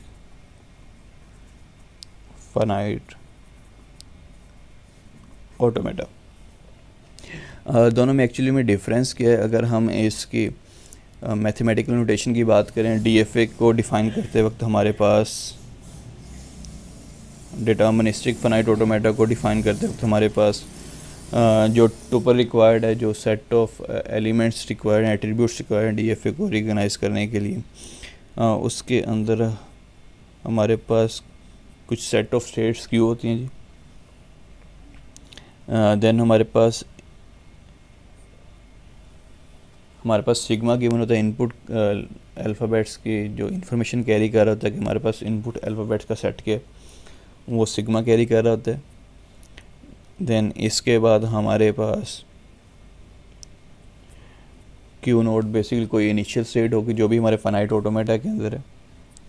देन हमारे पास ट्रांजिशन फंक्शंस कैरी करने वाला एक बेसिकली ट्रांजिशन ऑपरेटर है, जो कि ये बताएगा कि किसी सर्टेन इनपुट स्टेट पे कौन सी हमारे पास ट्रांजिशन परफॉर्म हो रही है इनपुट करेक्टर रीड करने के बाद। And then set of final states हमारे पास अवेलेबल होती हैं कि कौन कौन सी स्टेट्स हमारे ऑटोमेटा के अंदर as a final state behave कर रही है। तो एक छोटी सी एग्जांपल से हम इसको रिप्रेजेंट करके देख लेते हैं जी।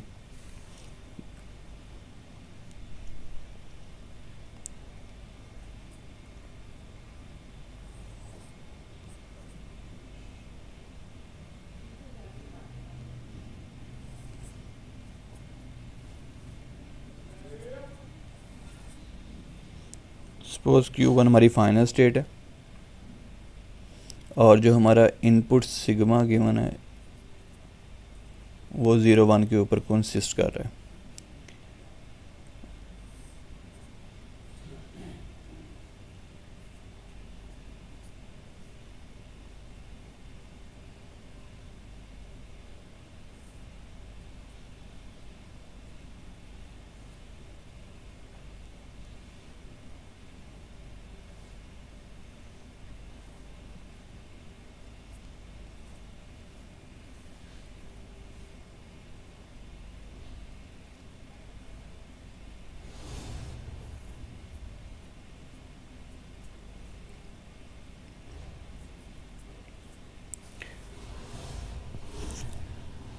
अगर इस पूरे टुपल की डेफिनेशन को इस गिवन DFA से एक्सप्लेन करके देखें जी, हमारे पास जो Q का सेट है वो नंबर ऑफ़ स्टेट्स को रिप्रेजेंट कर रहा था, जो कि हमारे पास इस केस में 3 स्टेट्स हैं, Q node, Q1 and Q2 की फॉर्म में।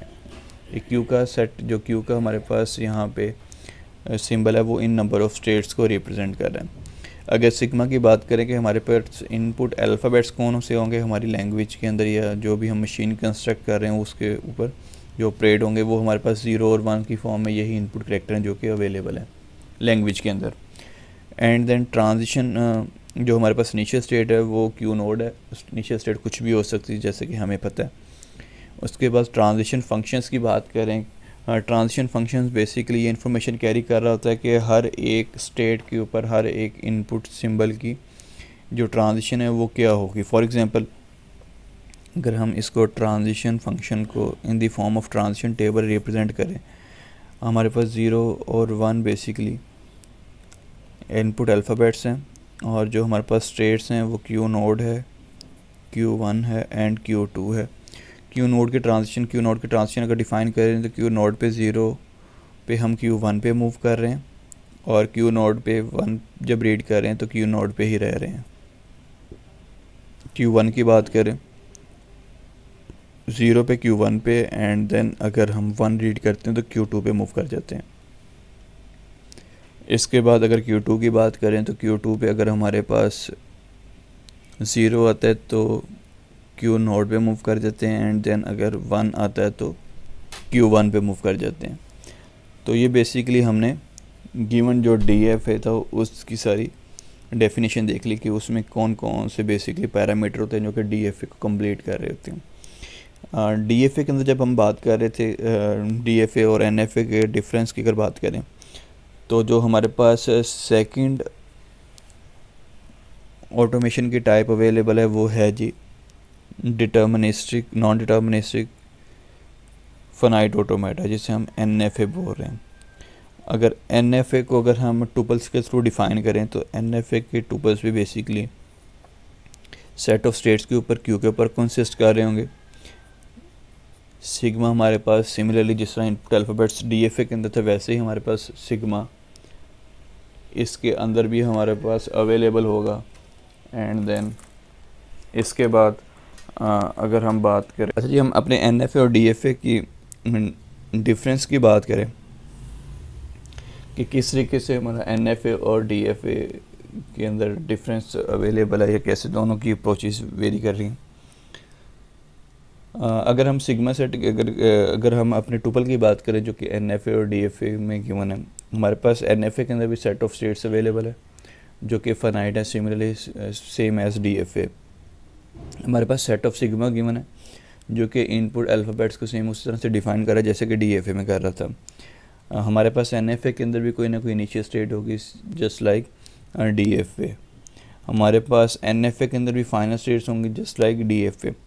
जो चीज़ वेरी करती है NFA और DFA के अंदर वो बेसिकली आपके ट्रांजिशन रूल्स वेरी करते हैं जो कि सिग्मा ये जो कि हमने ट्रांजिशन फंक्शंस डिफ़ाइन किया हुआ है।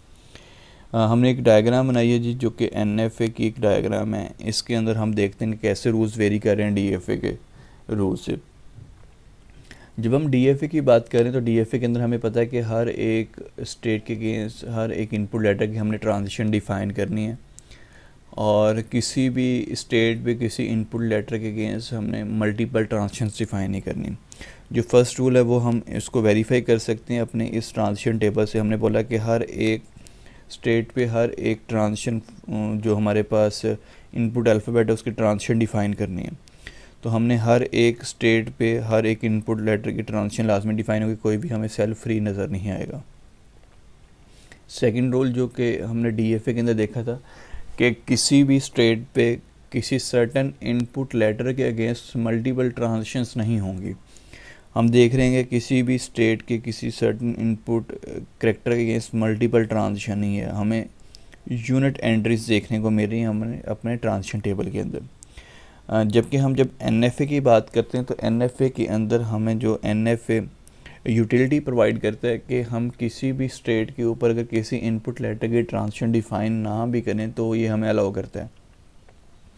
जैसे कि स्टेट नंबर अगर हम 0 की बात करें, 0 पे डिफ़ाइन है जी, 1 पे भी डिफ़ाइन।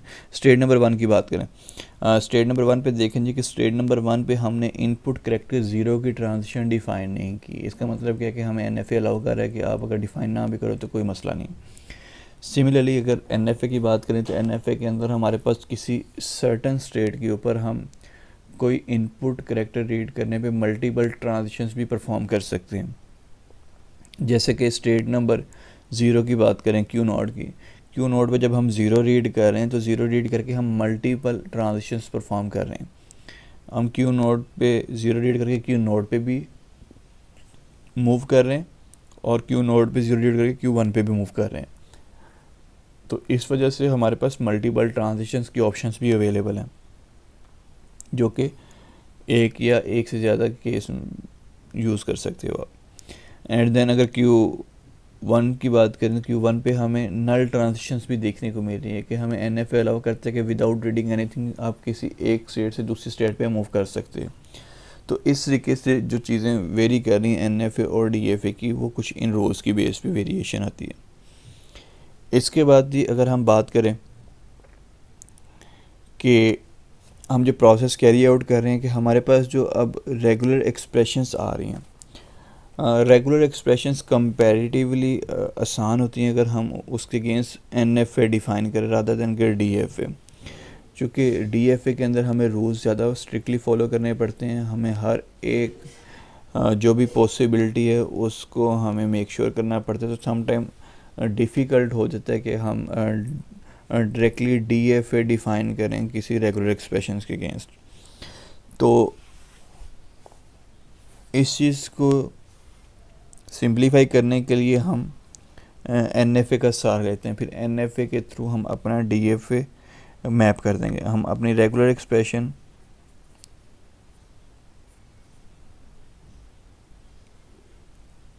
को राइट डाउन कर लेते हैं जी NFA की नोटेशन से। और रेगुलर एक्सप्रेशन कंपैरेटिवली डिफ़ाइन करना आसान है NFA के थ्रू, या जो हमारे पास NFA गिवन है उस NFA को कंस्ट्रक्ट करना रेगुलर एक्सप्रेशन के थ्रू आसान है as compare to DFA। For example अगर हमारे पास कोई रेगुलर एक्सप्रेशन गिवन है,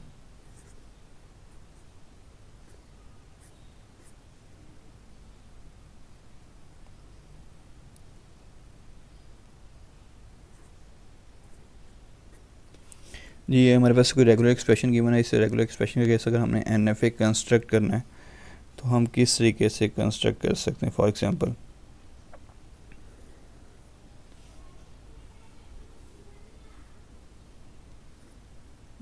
सपोज इनिशियल स्टेट है जी, हम कह रहे हैं कि स्टार्ट पे हमारे पास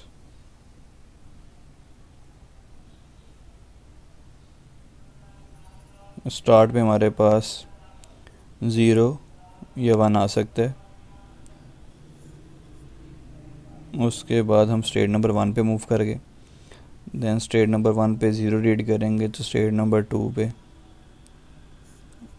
देन अगेन 0 रीड करेंगे स्टेट नंबर 3 पे, देन 1 रीड करके हम फाइनल स्टेट नंबर 4 पे मूव करेंगे। तो ये बेसिकली सिंपल सा NFA कंस्ट्रक्ट हो गया हमारी रेगुलर एक्सप्रेशन के अगेंस्ट। अगर यही काम हमें DFA के अगेंस्ट करना पड़ता तो हमारे पास पॉसिबिलिटीज़ या ऑप्शन ज़्यादा क्रिएट हो जाने थे। हमने जो ट्रांजिशन यहाँ पे स्किप किए हैं, हमें उन ट्रांजिशंस का भी इंफॉर्मेशन या उसकी भी ट्रांजिशंस डिफ़ाइन करनी पड़नी थी। तो कंपैरेटिवली NFA कंस्ट्रक्ट करना किसी भी रेगुलर एक्सप्रेशन के थ्रू कंपैरेटिवली आसान है for a human being.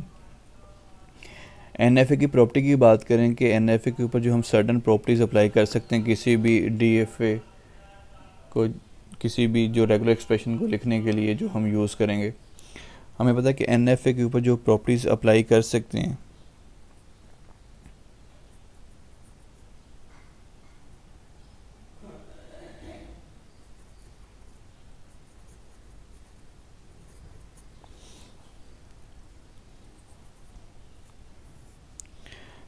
NFA के ऊपर हम यूनियन की प्रॉपर्टी अप्लाई कर सकते हैं, कंकैटिनेशन की प्रॉपर्टी अप्लाई कर सकते हैं,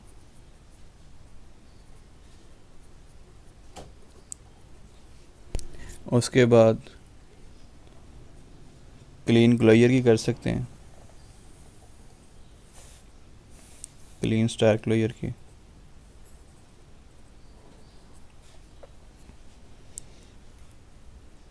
यूनियन जिसे हम और बोलते हैं जी, कंकैटिनेशन जिसे हम नॉर्मली डॉट के थ्रू रिप्रेजेंट करते हैं, एंड क्लीन स्टार क्लियर जो कि स्टैरी के फॉर्म में रिप्रेजेंट करते हैं। इसके अलावा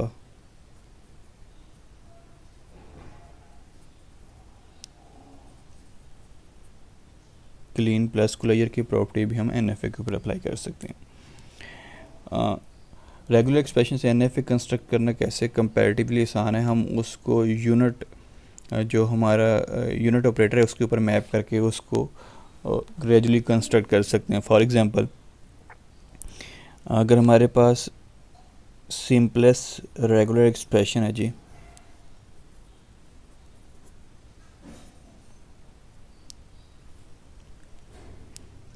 हम कह रहे हैं जी कि हमने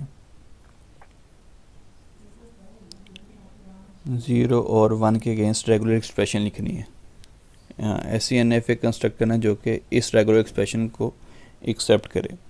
तो इसके दरमियान जो हमने ऑपरेटर यूज़ किया हुआ है वो यूनियन का ऑपरेटर यूज़ किया हुआ है या और का ऑपरेटर यूज़ किया हुआ है। तो हम करते क्या हैं कि सबसे पहले हम रेगुलर एक्सप्रेशन कंस्ट्रक्ट करेंगे अपनी फ़र्स्ट लैंग्वेज। लेट्स सपोज ये हमारी फ़र्स्ट लैंग्वेज है जो कि L1 जो कि सिर्फ ये वाला पार्ट को एक्सेप्ट कर रही है। देन ऑपरेटर के बाद जो सेकंड पार्ट है उसे हम लैंग्वेज 2 बोल रहे हैं। तो अगर सिर्फ और सिर्फ हमने 0 एक्सेप्ट करवाना है अपने रेगुलर एक्सप्रेशन से NFA के थ्रू, तो नॉर्मली हम करते क्या हैं, सपोज स्टेट नंबर 0 से जैसे ही हमने 0 रीड किया हम स्टेट नंबर 1 पे मूव करके जो कि फाइनल स्टेट है, ये हमारी लैंग्वेज 1 के अगेंस्ट हमने उसका NFA कंस्ट्रक्ट कर दिया। लैंग्वेज 2 के अगेंस्ट अगर हमने NFA कंस्ट्रक्ट करना है जी, हमारी लेट्स सपोज स्टार्ट स्टेट 0 है,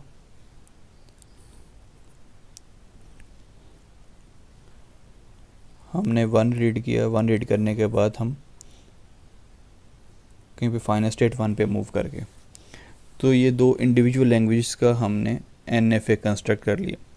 अब दो लैंग्वेजेस के NFA को यूनियन करना है, तो हमारे पास जो NFA की प्रॉपर्टी है यूनियन करने के लिए वो हमें क्या फैसिलिटी प्रोवाइड करती है।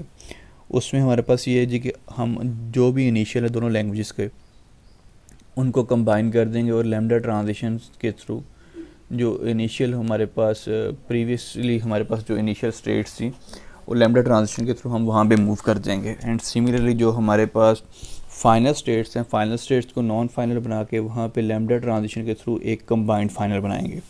तो जब हम इन दोनों का और करेंगे तो ये बेसिकली अब किस तरीके से बिहेव करेगा। सपोज लैंग्वेज 0, इसकी जो ट्रांजिशन डिफाइन थी 0 रीड करके, देन लैंग्वेज 1 की स्टेट को मैं स्टेट नंबर लेट्स सपोज 2 कह रहा हूँ और स्टेट नंबर 3 कह रहा हूँ। 1 रीड करके हम मूव कर रहे थे। अभी दोनों लैंग्वेजेस की हमारे पास इंडिविजुअल NFA आ गया। अब इनके जो इनिशियल स्टेट थी अब हम उनको कंबाइंड इनिशियल कर रहे हैं जी। लेट्स सपोज इसको Q नोड कह रहे हैं और लैम्डा ट्रांजिशन से हम या एप्सिलॉन ट्रांजिशन से हम जो एक्चुअल लैंग्वेज की इनिशियल थी वहाँ पे मूव कर गए। एंड देन लैम्डा ट्रांजिशंस के थ्रू ही हम अपनी लैंग्वेजेस की फाइनल स्टेट पे मूव कर जाएंगे एक नई फाइनल इंट्रोड्यूस करके। लेट्स सपोज ये स्टेट नंबर हमारी 4 है। तो इस तरीके से अगर हमने किसी भी दो एक्सप्रेशंस को यूनियन करना है तो सिंपली लैंग्वेज 1 की एक्सप्रेशन और लैंग्वेज 2 की एक्सप्रेशन को हम कंबाइन कर देंगे बाय यूजिंग नल ट्रांजिशन, जिसके अंदर हम जो इनिशियली हमारे पास दोनों लैंग्वेज की इनिशियल स्टेट थी उनको नॉन इनिशियल बना के एक नई इनिशियल से नल ट्रांजिशन के थ्रू दोनों पे हम ट्रांजिशन प्रोवाइड कर देंगे। एंड सिमिलरली हमारे पास जो दोनों की फाइनल स्टेट्स उनको नॉन फाइनल बना के सिंगल फाइनल एक कंस्ट्रक्ट करेंगे और देन जो हमारे पास प्रीवियस फाइनल स्टेट थी लैम्डा ट्रांजिशन से उन फाइनल स्टेट पे मूव कर जाएंगे। सिमिलरली अगर हम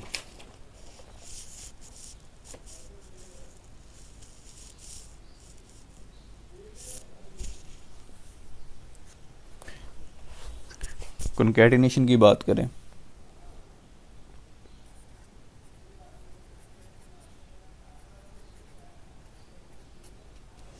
सिमिलरली कॉन्कैटिनेट करना है दो लैंग्वेजेस को।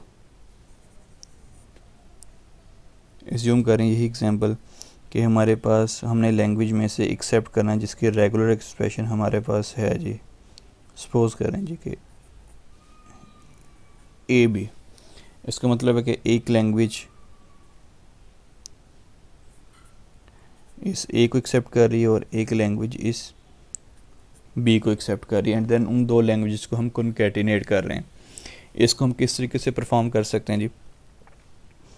अगर लैंग्वेज 1 के अगेंस्ट हमें उसका ऑटोमेटा कंस्ट्रक्ट करना पड़ा है NFA की फॉर्म में, तो हम सपोज कर रहे हैं जी स्टेट नंबर 1 जैसे हम ए रीड करके फाइनल स्टेट पे पहुंच रहे हैं ये लैंग्वेज 1 हमारी इस NFA से एक्सेप्ट होगी, एंड सिमिलरली लैंग्वेज 2 एक्सेप्ट करनी जो कि B एक्सेप्ट कर रही है NFA के थ्रू। एज्यूम करें कि कोई स्टेट नंबर 3 है जो कि B रीड कर रही है, B रीड करने के बाद वो अपनी फाइनल स्टेट पे मूव कर गई। अब ये दो इंडिविजुअल लैंग्वेज की हमारे पास एक्सेप्टेंस आ गई। अब जो हमारे पास दो इंडिविजुअल लैंग्वेजेस आ जाए, उनको जब हमने कॉन्कैटिनेट करना है, वो हम किससे कॉन्कैटिनेट करेंगे कि लेट्स सपोज इस केस में लैंग्वेज 1 के बाद लैंग्वेज 2 अपेंड हो रही है। तो इसका मतलब क्या है कि जो लैंग्वेज 2 का ऑटोमेट है वो लैंग्वेज 1 के बाद हमने अपेंड करना है। तो नॉर्मली हम करेंगे क्या,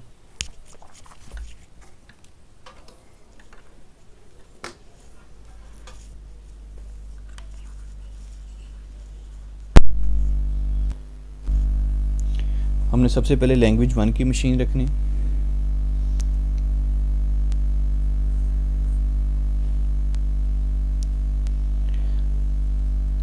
यूनियन में हम पैरेलल मशीन्स रखते हैं, but in case of concatenation हम सीरीज में रखेंगे।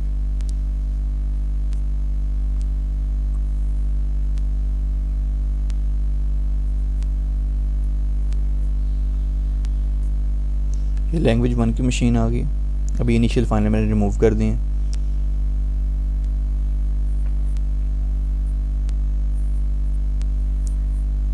लैंग्वेज 2 की मशीन आ गई जिसके इनिशियल फाइनल हमने रिमूव कर दिए।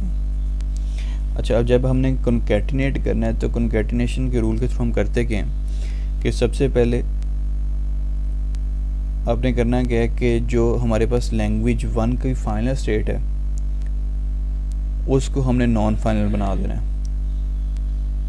लैंग्वेज 1 की फाइनल स्टेट को हमने नॉन फाइनल बना देना है, और लैंग्वेज 1 की फाइनल स्टेट से हमने लैम्डा ट्रांजिशन के थ्रू लैंग्वेज 2 की इनिशियल ट्रांजिशन के ऊपर मूव करना है।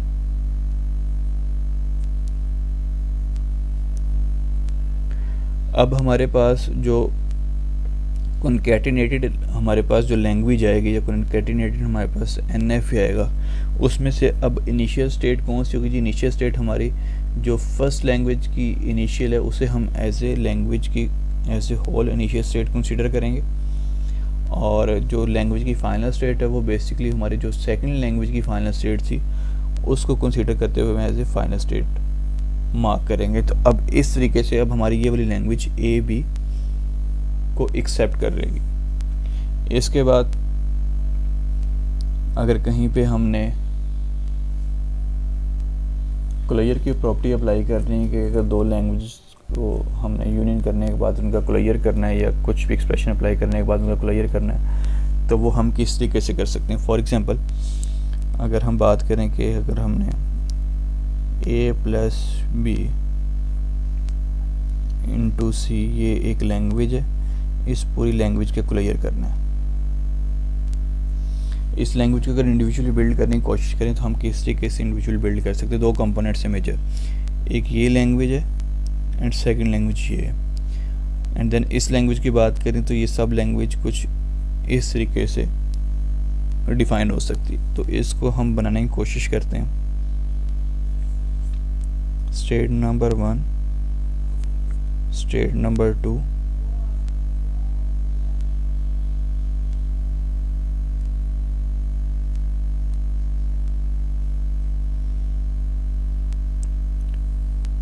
सपोज ये A एक्सेप्ट कर रही है,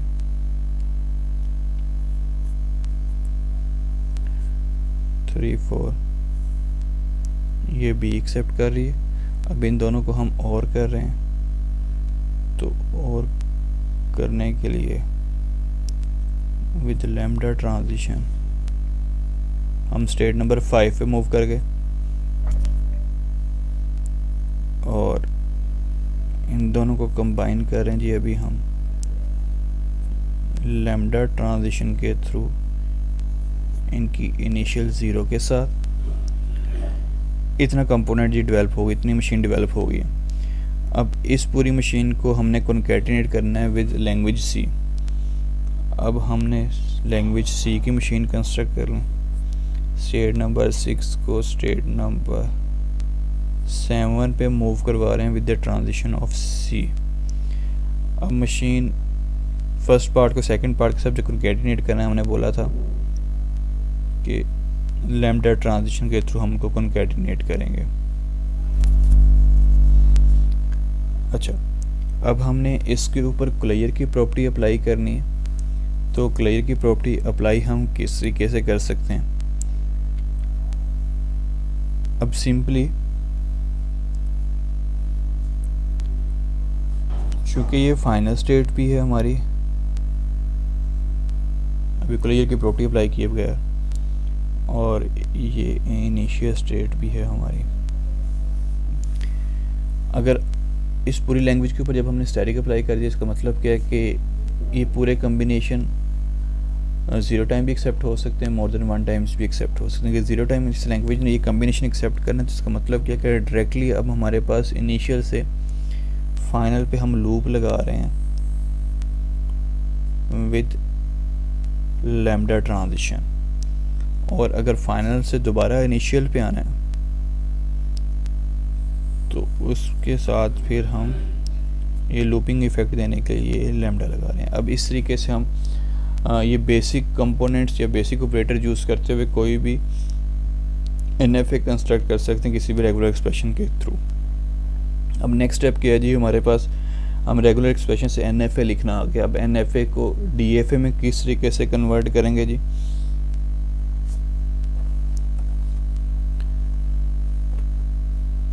बिल्कुल छोटी सी एग्जांपल करेंगे। अगर डिटेल में अगर हमने ये प्रोसेस देखना है तो जैसे मैंने पहले बताया कि हमने थ्योरी ऑफ ऑटोमेटा के अंदर यही लेक्चर पहले भी रिकॉर्ड किया हुआ है जी, जो कि NFA टू DFA कन्वर्जन, उसके अंदर हमने देखी थी। अगर डिटेल अगर आपने प्रोसेस सीखना है तो उसके अंदर भी आप उसको देख सकते हैं। देन अब हम देख रहे हैं जी कि हम किस तरीके से अब जो हमने अपना NFA डिफ़ाइन कर लिया किसी भी रेगुलर एक्सप्रेशन के अगेंस्ट, उसको कैसे कन्वर्ट कर सकते हैं उसके इक्विवेलेंट DFA के अंदर।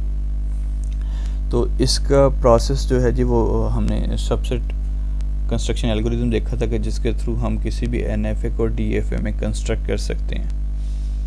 उसका प्रोसेस है बेसिकली कि सबसे पहले हमने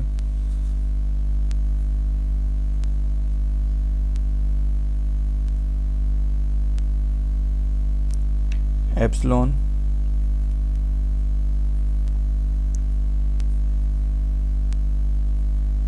क्लियर कंप्यूट करने हैं कि फॉर एग्जांपल किसी भी स्टेट पे विदाउट ट्रेडिंग एनीथिंग हम किस सर्टन स्टेट्स पे मूव कर सकते हैं। तो उस प्रोसेस को हमने कंप्लीट करना है हर स्टेट के लिए, जिसे हमने एप्सिलॉन क्लियर बोल रहे हैं। एक छोटी सी एग्जांपल करते हैं, उसके साथ ये सारे प्रोसेस, ये सारे जो स्टेप्स हैं वो रिवाइज करके देख लेते हैं जी कि हमने किस तरीके से सारा प्रोसेस कैरी आउट किया हुआ है। एज्यूम करें जी कि हमारे पास जो लैंग्वेज है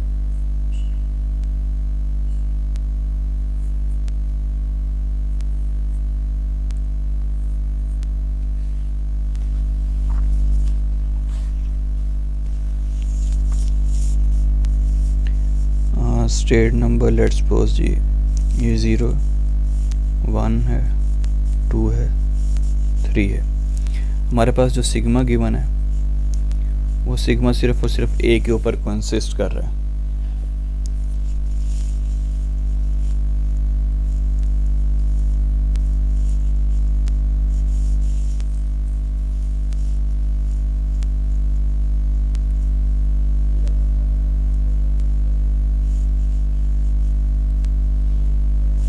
एप्सिलॉन जिसे हम नल ट्रांजिशन बोल रहे हैं,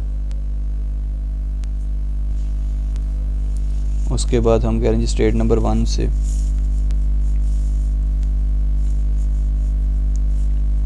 ए के साथ स्टेट नंबर 1 पे रह रहे हैं और स्टेट नंबर 2 पे मूव कर रहे हैं। स्टेट नंबर 3 से हम ए रीड करके स्टेट नंबर 1 पे जा रहे हैं।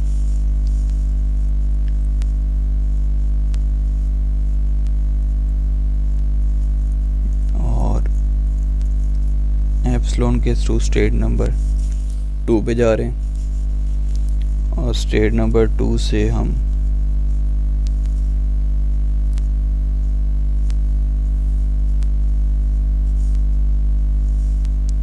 स्टेट नंबर 0 पे जा रहे हैं बाय यूजिंग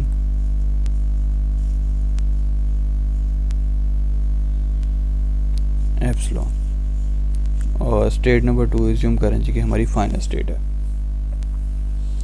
ये हमारे पास कोई NFA गिवन है, इस NFA को हम कन्वर्ट करना चाह रहे हैं इसके इक्विवेलेंट DFA के अंदर। सबसे पहला प्रोसेस मैंने बोला कि जी एप्सिलॉन क्लियर कंप्यूट करना है हर एक स्टेट के अगेंस्ट। हमारे पास जो टोटल 4 स्टेट्स हैं जी, स्टेट नंबर 0, 1, 2 एंड 3। अच्छा, एप्सिलॉन क्लियर के अंदर सबसे पहले स्टेट नंबर 0 का एप्सिलॉन क्लियर कैसे कंप्यूट करें जी कि स्टेट नंबर 0 से हम कहाँ कहाँ पे फ्रीली मूव कर सकते हैं। स्टेट नंबर 0 से हम एप्सिलॉन के थ्रू स्टेट नंबर 3 पे जा सकते हैं, देन उसी एप्सिलॉन को यूज़ करते हुए 2 पे जा सकते हैं, देन अगेन 0 पे। जब भी किसी स्टेट का हमने एप्सिलॉन क्लियर लेना है तो जिस स्टेट को कंसीडर करें तो वो स्टेट इटसेल्फ मार्क होगी। तो 0 का एप्सिलॉन क्लियर ले रहे हैं तो 0 तो इटसेल्फ आएगा ही आएगा। इसके अलावा हम कहाँ पे जा सकते हैं जी, 3 पे जा सकते हैं, और 3 के साथ ही हम इस एप्सिलॉन को यूज़ करते हुए 2 पे भी जा सकते हैं। इसका मतलब 0, 2, 3 पे जा सकते हैं। स्टेट नंबर 1 की बात करें तो स्टेट नंबर 1 का क्लियर ले रहे हैं तो 1 इटसेल्फ तो इंक्लूड होगी। अगर 1 के अलावा और हम एप्सिलॉन के थ्रू कहाँ पे जा सकते हैं, कहीं पे भी नहीं जा सकते।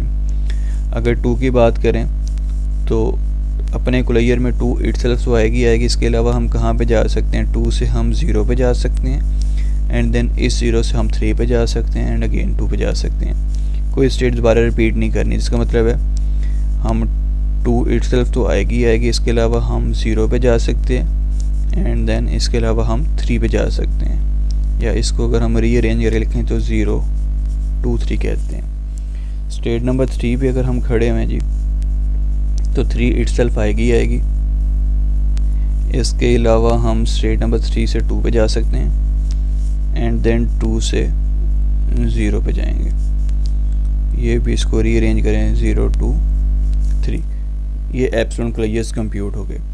हम प्रोसेस इनिशिएट किस तरह से कर रहे थे जी, सबसे पहले हमने एप्सिलॉन क्लियर कंप्यूट करना है जी। स्टेट नंबर 0 का हम कह रहे हैं जी कि एप्सिलॉन क्लियर ऑफ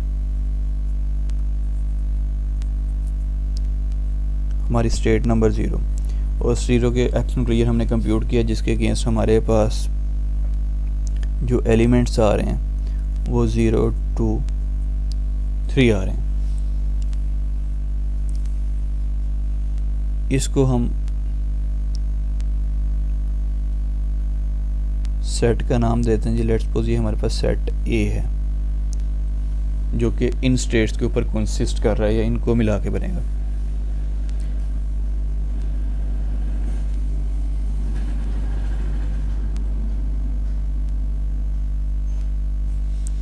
अच्छा जी, अब प्रोसेस इनिशिएट करना है जी कि अब हमने स्टेट नंबर A के ऊपर अपने इनपुट अल्फ़ाबेट्स की ट्रांजिशन डिफ़ाइन करनी है। अगर स्टेट नंबर A के ऊपर अगर हम A रीड करते हैं तो हम किधर किधर मूव करेंगे।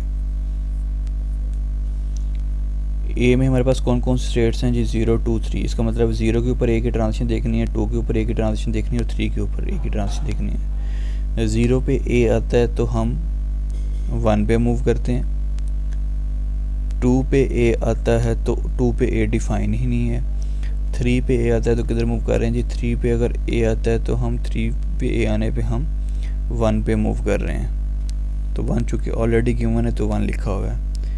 अब हमारे पास जो सेट आया है किसी गिवन स्टेट के ऊपर, या जो गिवन जो हमने कोई नई स्टेट डिफ़ाइन की जिसके ऊपर इनपुट लेटर की ट्रांजिशन डिफ़ाइन करने के बाद जो सेट आया, अब इसका हमने क्लियर लेना उस सेट का।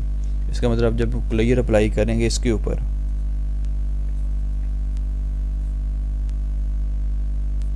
अब जब क्लियर अप्लाई करें इस सेट के ऊपर, जब क्लियर अप्लाई करेंगे तो सिर्फ इसमें 1 एलिमेंट पड़ा हुआ, 1 का क्लियर जब लेते हैं तो 1 ही हमें मिलता है। तो हमारे पास एक नया सेट आ गया जो कि 1 के ऊपर कंसिस्ट कर रहा है। इसको हम स्टेट नंबर B बोल रहे हैं।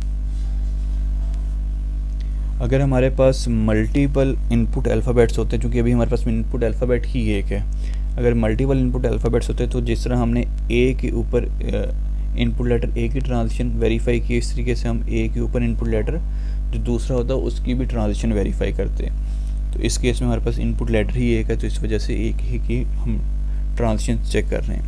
अब हमारे पास B आ गया जी।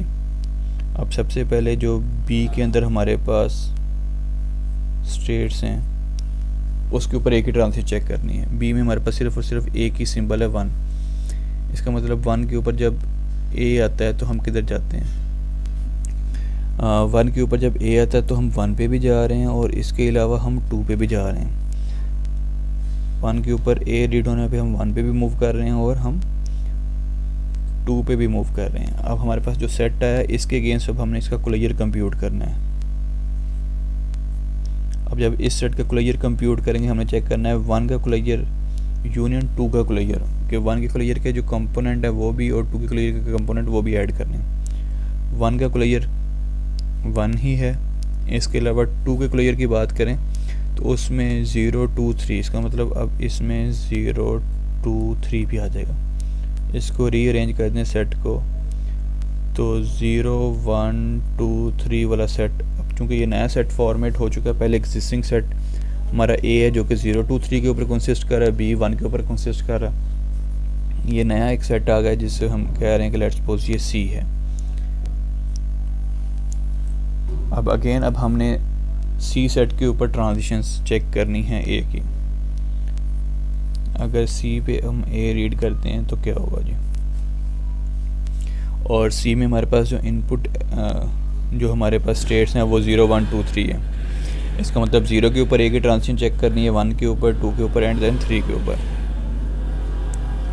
0 पे अगर ए आता है तो 0 पे ए आने पे 0 पे अगर ए आता है तो 0 पे ए रीड होने पे हम 1 पे जा रहे हैं। अब चेक करना है जब 1 पे ए रीड होता है तो हम किधर जा रहे हैं, 1 पे ए रीड होने पे हम 1 पे भी रह रहे हैं और 2 पे भी जा रहे हैं। 1 चूँकि ऑलरेडी गिवन है इसको दोबारा नहीं लिखेंगे, 2 पे जा रहे हैं, 2 मेंशन कर दिया हमने। उसके बाद जी सेकंड स्टेट पे या स्टेट नंबर 2 पे जब ए आता है, जब 2 पे ए आता है, 2 पे ए डिफाइन ही नहीं है। 3 पे चेक करें, 3 पे अगर ए आता है तो ये हमारी स्टेट नंबर 3 है। 3 पे जब ए आता है तो हम 1 पे मूव कर देते हैं जो कि ऑलरेडी यहाँ पे मेंशन है। अब हमारे पास जो स्टेट्स आई हैं इसका क्लोजर फिर कंप्यूट करना है। इसका जब क्लोजर कंप्यूट करेंगे इसका मतलब 1 का क्लोजर और 2 का क्लोजर, 1 का क्लोजर 1 ही है और 2 का क्लोजर 0 2 3 जो कि हमारे पास 0 1 2 3 बन जाएगा।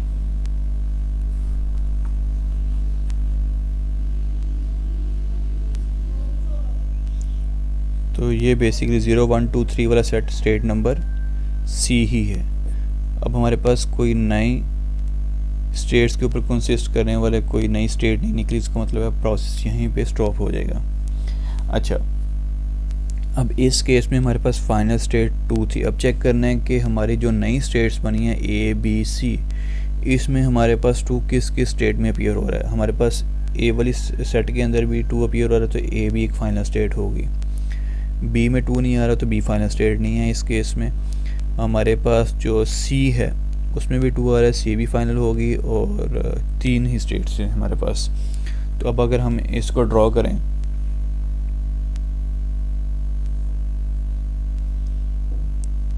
हमारे पास ये स्टेट नंबर ए जो कि इनिशियल क्लोजर के अगेंस्ट में आई थी तो ये इनिशियल स्टेट होगी।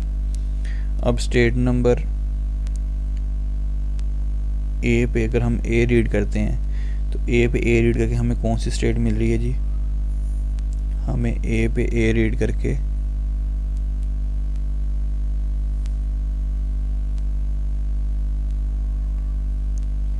ए पे हम जब ए रीड कर रहे हैं तो हम स्टेट नंबर बी पे जा रहे हैं। ठीक हो गया जी। अब स्टेट नंबर बी पे जब ए रीड होता है, जब हमें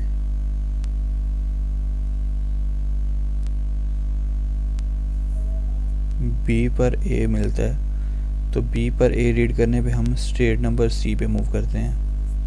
स्टेट नंबर सी पे मूव करके जी एंड देन जब हम सी पे ए रीड करते हैं तो हम सी पे ए रीड करने पे हम सी पे ही रह रहे हैं, क्योंकि सी पे ए रीड करने पे हमें सी ही इन रिटर्न मिला था, तो ए रीड होने पे हम सी पे ही रह रहे हैं। अब हमारे पास फाइनल स्टेट्स कौन कौन सी हैं जी, ए फाइनल है और सी फाइनल है, तो ए को फाइनल भी बना दें स्टेट को और सी को फाइनल भी बना दें। तो इस तरीके से अब हमारी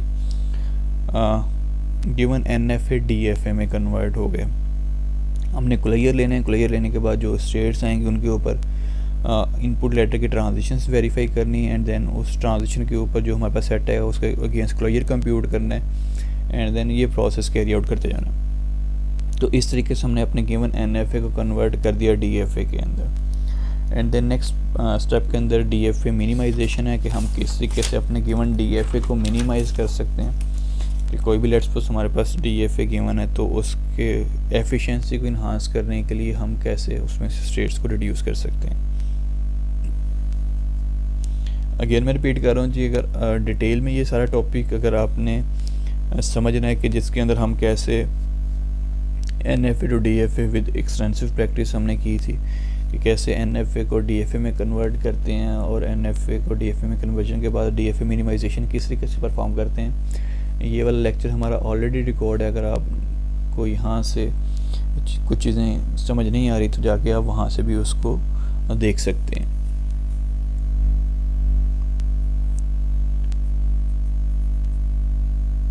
डी एफ ए मिनिमाइजेशन कि अब हमारे पास एन एफ ए से डी एफ ए कंस्ट्रक्ट हो चुका हुआ है। अब हम कैसे अपने डी एफ ए को मिनिमाइज़ कर सकते हैं टू इनहांस द एफिशिएंसी, कि ताकि जब हम अपना लेक्सिकल एनालाइजर बिल्ड करें तो उसके अंदर जो हमारे पास नंबर ऑफ़ स्टेट्स हैं वो हमारे डी एफ ए की रिड्यूस होके आ जाएँ, अगर वो डी एफ ए मिनिमाइजेबल है तो मिनिमाइजेशन का कॉन्सेप्ट हमने कैसे डिस्कस किया था जी, कि मिनिमाइजेशन हम कर रहे थे कि लेट्स सपोज अगर हमारे पास कोई डी एफ ए गिवन है, तो उस गिवन डी एफ में से कौन सी स्टेट्स ऐसी हैं जो कि सेम बिहेव कर रही हैं, जिनका बिहेवियर आइडेंटिकल है एक दूसरे के साथ, तो हम वो ऐसी स्टेट्स को रिकग्नाइज करेंगे। वो ऐसी स्टेट्स कौन सी हैं ताकि उसको फिर हम रिड्यूस कर सकें और एट द एंड हमारे पास मिनिमाइज वर्जन आ जाए हमारे गिवन डी एफ ए का। तो वो हमने डिस्कस किया था कि हम उसको किस तरीके से परफॉर्म कर सकते हैं। तो चलें जी देखते हैं एक हमको एग्जांपल करके हम किस तरीके से अपने डी एफ ए को मिनिमाइज़ कर सकते हैं।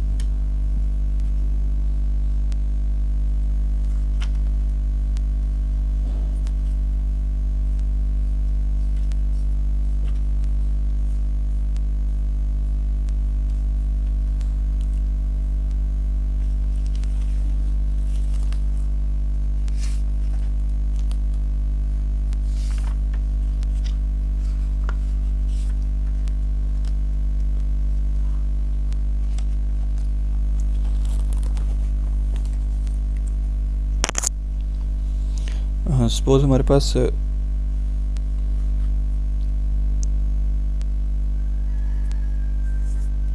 एक डी एफ ए गिवन है,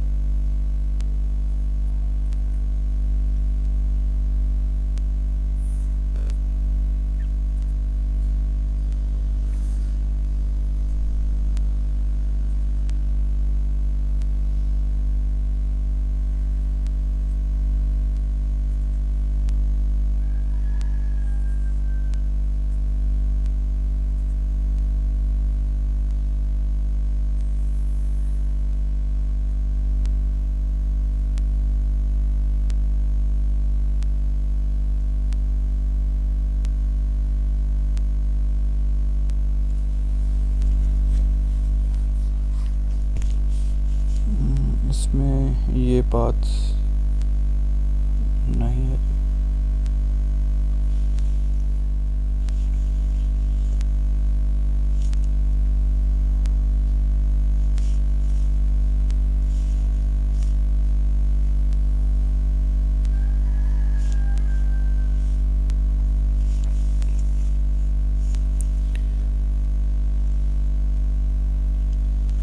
सपोज ये हमारे पास ये कुछ डी एफ ए गिवन है, जिसके अंदर हमने हर एक स्टेट पर ट्रांजिशंस डिफ़ाइन किए हैं। क्यू नोड पे ए बी की ट्रांजिशन डिफ़ाइन है, Q1 पे ए बी की ट्रांजिशन डिफ़ाइन है, 3 पे ए बी की ट्रांजिशन डिफ़ाइन है, एंड देन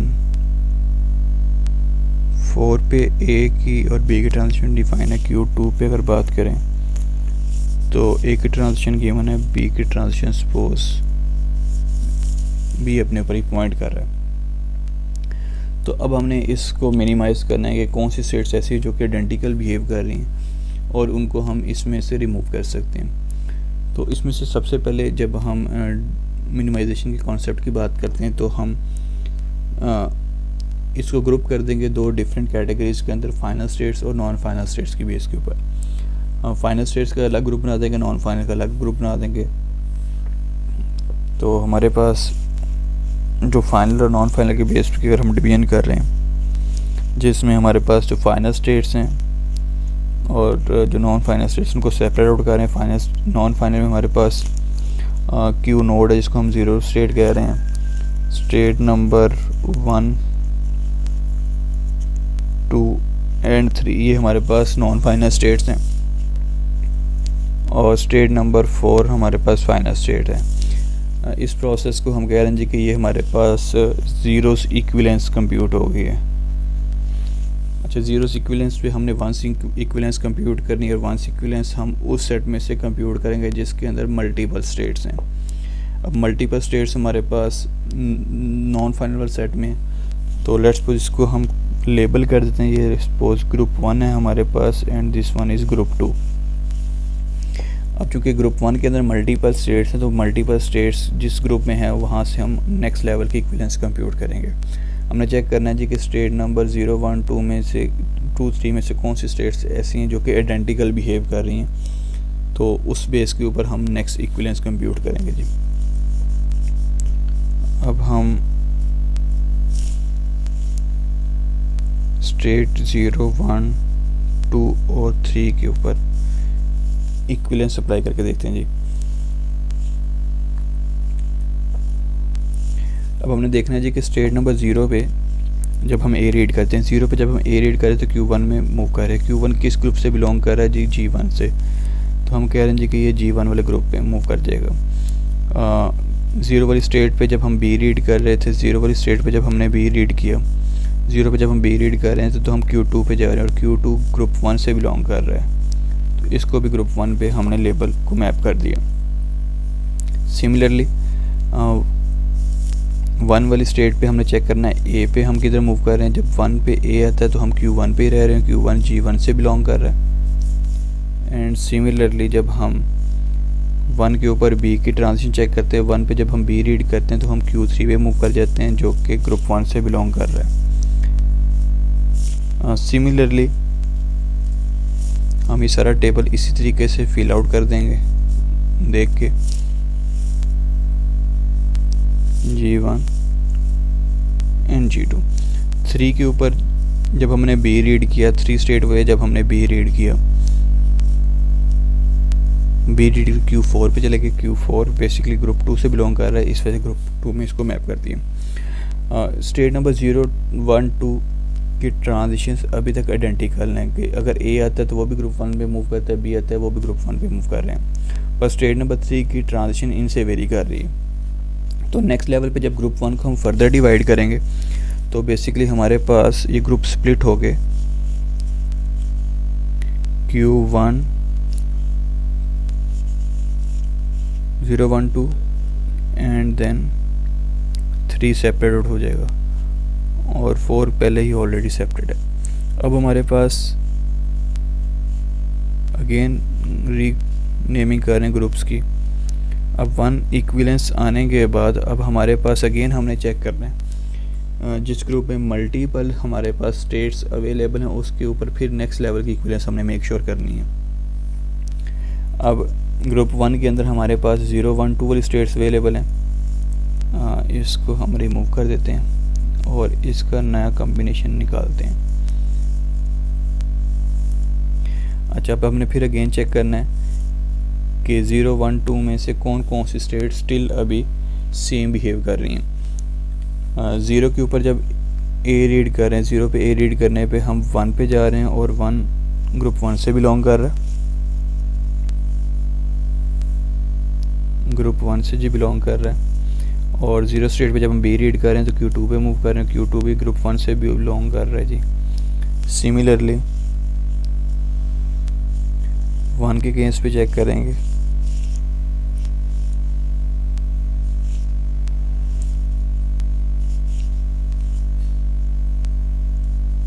कुछ अप्लाई करने के बाद हमें आइडिया हो गया जी कि इसमें से इस ग्रुप में से स्टेट 0 और 2 सेम बिहेव कर रही हैं और स्टेट 1 का बिहेवियर वेरी कर रहा है। तो इसको फर्दर हम स्प्लिट कर देंगे जी, 0 और 2 सेम, 1 स्प्लिट होगी और 3 और 4 ऑलरेडी हमारी स्प्लिटेड स्टेट है। ये अब हमने 2 इक्विवेलेंस कंप्यूट कर ली। एंड देन जब 2 इक्विवेलेंस कंप्यूट हो गई है, अब हम अगेन चेक करेंगे जी कि क्या फर्दर ये वाली स्टेट 0 और 2 आइडेंटिकल हैं कि नहीं हैं। इनको ग्रुपिंग को G1 अगेन नेम चेंज करके G2, G3 एंड G4 जब हम वेरीफाई करेंगे, चेक करेंगे, तो उस केस में हमें पता लग जाएगा जी कि जब हमने इसके ऊपर अगेन ये टेस्ट अप्लाई किया 0 और 2 के ऊपर,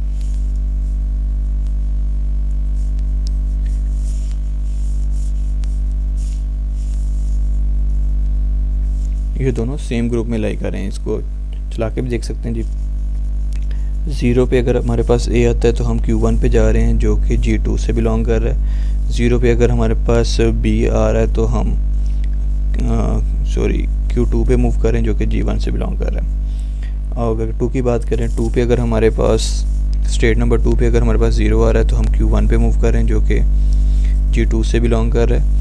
और स्टेट नंबर 2 पे अगर हमारे पास B आता है तो हम Q2 पे ही रह रहे हैं जो कि G1 से बिलोंग कर रहा है।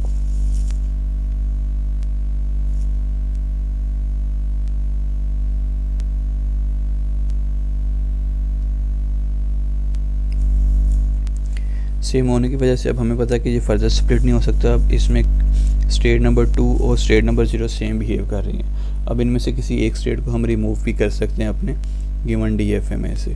सपोज़ अगर हमारे पास इस केस में मल्टीपल स्टेट्स होती, 2 से ज़्यादा भी स्टेट्स होती, तो अब हमने उनमें से उनका एक ही कोई रिप्रेजेंटेटिव रखना था, बाकी सारी स्टेट्स को रिमूव कर देना था।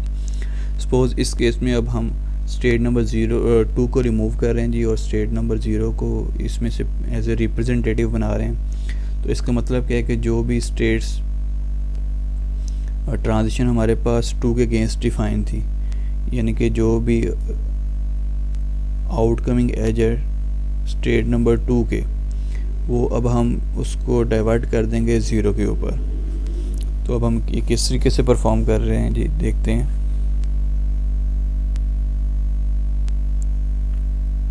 जो भी इनकमिंग एजेस अब स्टेट नंबर 2 पे आ रहे थे, अब वो रीडायरेक्ट हो जाएंगे स्टेट नंबर 0 के ऊपर। इनकमिंग एजेस स्टेट नंबर 2 पे कौन कौन से आ रहे थे जी,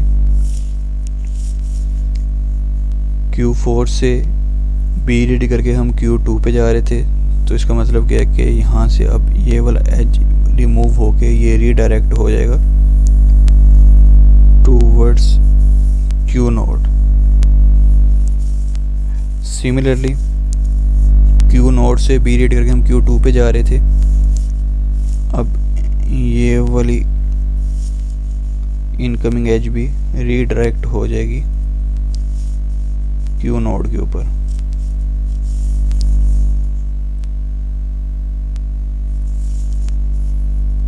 और जो भी आउटगोइंग एजेस सी Q2 से, उनको हम वैसे ही रिमूव कर देंगे। आउटगोइंग एज Q2 से एक ये चीज़ को अभी हमने रिमूव कर दिया, आउटगोइंग एज Q2 से B वाली चीज़ को भी हमने रिमूव कर दिया। अब स्टेट नंबर 2 को अब हम रिड्यूस कर सकते हैं क्योंकि इसके लिंक हमने ब्रेक कर दिए। अब इस तरीके से अब हमारे पास जो हमारे ऑटोमेटा के अंदर स्टेट्स रिड्यूस होकर रहेगी जी, वो Q नोड है, Q1 है, Q3 है और Q4 है। अभी ऑटोमेटा रिजल्टेंट वही प्रोड्यूस करेगा जो कि पहले कर रहा था, पर इसके अंदर नंबर ऑफ़ स्टेट्स रिड्यूस होगी। इस तरीके से जब हम अपने लेक्सिकल एनालाइजर के अगेंस्ट जब NFA हमने डिफ़ाइन किया, रेगुलर एक्सप्रेशन से उसको कन्वर्ट करके DFA में बनाया, एंड DFA को जब मिनिमाइज़ करेंगे, अब जब मिनिमाइज्ड DFA हमारे पास आएगा, अब हम उसके अगेंस्ट ट्रांजिशन टेबल कंस्ट्रक्ट करेंगे वैसे ही जैसे हमने ट्रांजिशन डायग्राम के केस में देखा था। और नेक्स्ट स्टेप में हम उस ट्रांजिशन टेबल को देखते हुए अब अपना कोड राइट डाउन करेंगे। तो इंशाल्लाह नेक्स्ट जो भी हमारा लेक्चर है उसके अंदर अब हम अपनी लैंग्वेज के ऊपर ही सारा प्रोसेस अप्लाई करने के बाद जो हमारे पास ट्रांजिशन टेबल आ गया, अब हम उस ट्रांजिशन टेबल को देखते हुए अब हम अपना कोड लिख रहे होंगे कि कैसे हम अपना कोड लिख सकते हैं। एंड देन उस कोड के ऊपर हम अपनी लैंग्वेज की स्पेसिफिकेशन के अगेंस्ट जो भी हमारे पास इनपुट है वो पास करेंगे और देखेंगे कैसे हमारी लैंग्वेज के अगेंस्ट टोकन हमें रिटर्न कर रही है।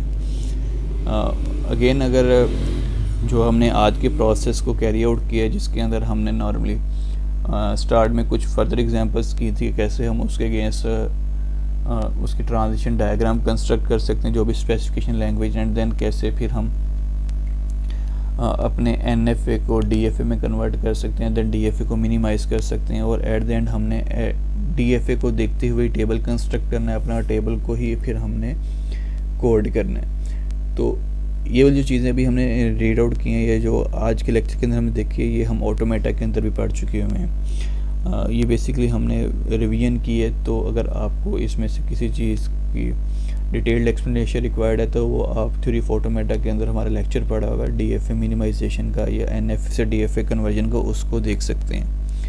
तो ये करने के बाद इंशाल्लाह नेक्स्ट लेक्चर के अंदर हम लैंग्वेज स्पेसिफिकेशन जो भी गिवन होगी उसको कोड करके देखेंगे किस तरीके से उस कोड को हम जब चलाएंगे तो वो गिवन टोकन रिटर्न करेगा हमारी लैंग्वेज के अगेंस्ट। तब तक के लिए जी अल्लाह हाफ़िज़। इंशाल्लाह नेक्स्ट लेक्चर में दोबारा मुलाकात होगी।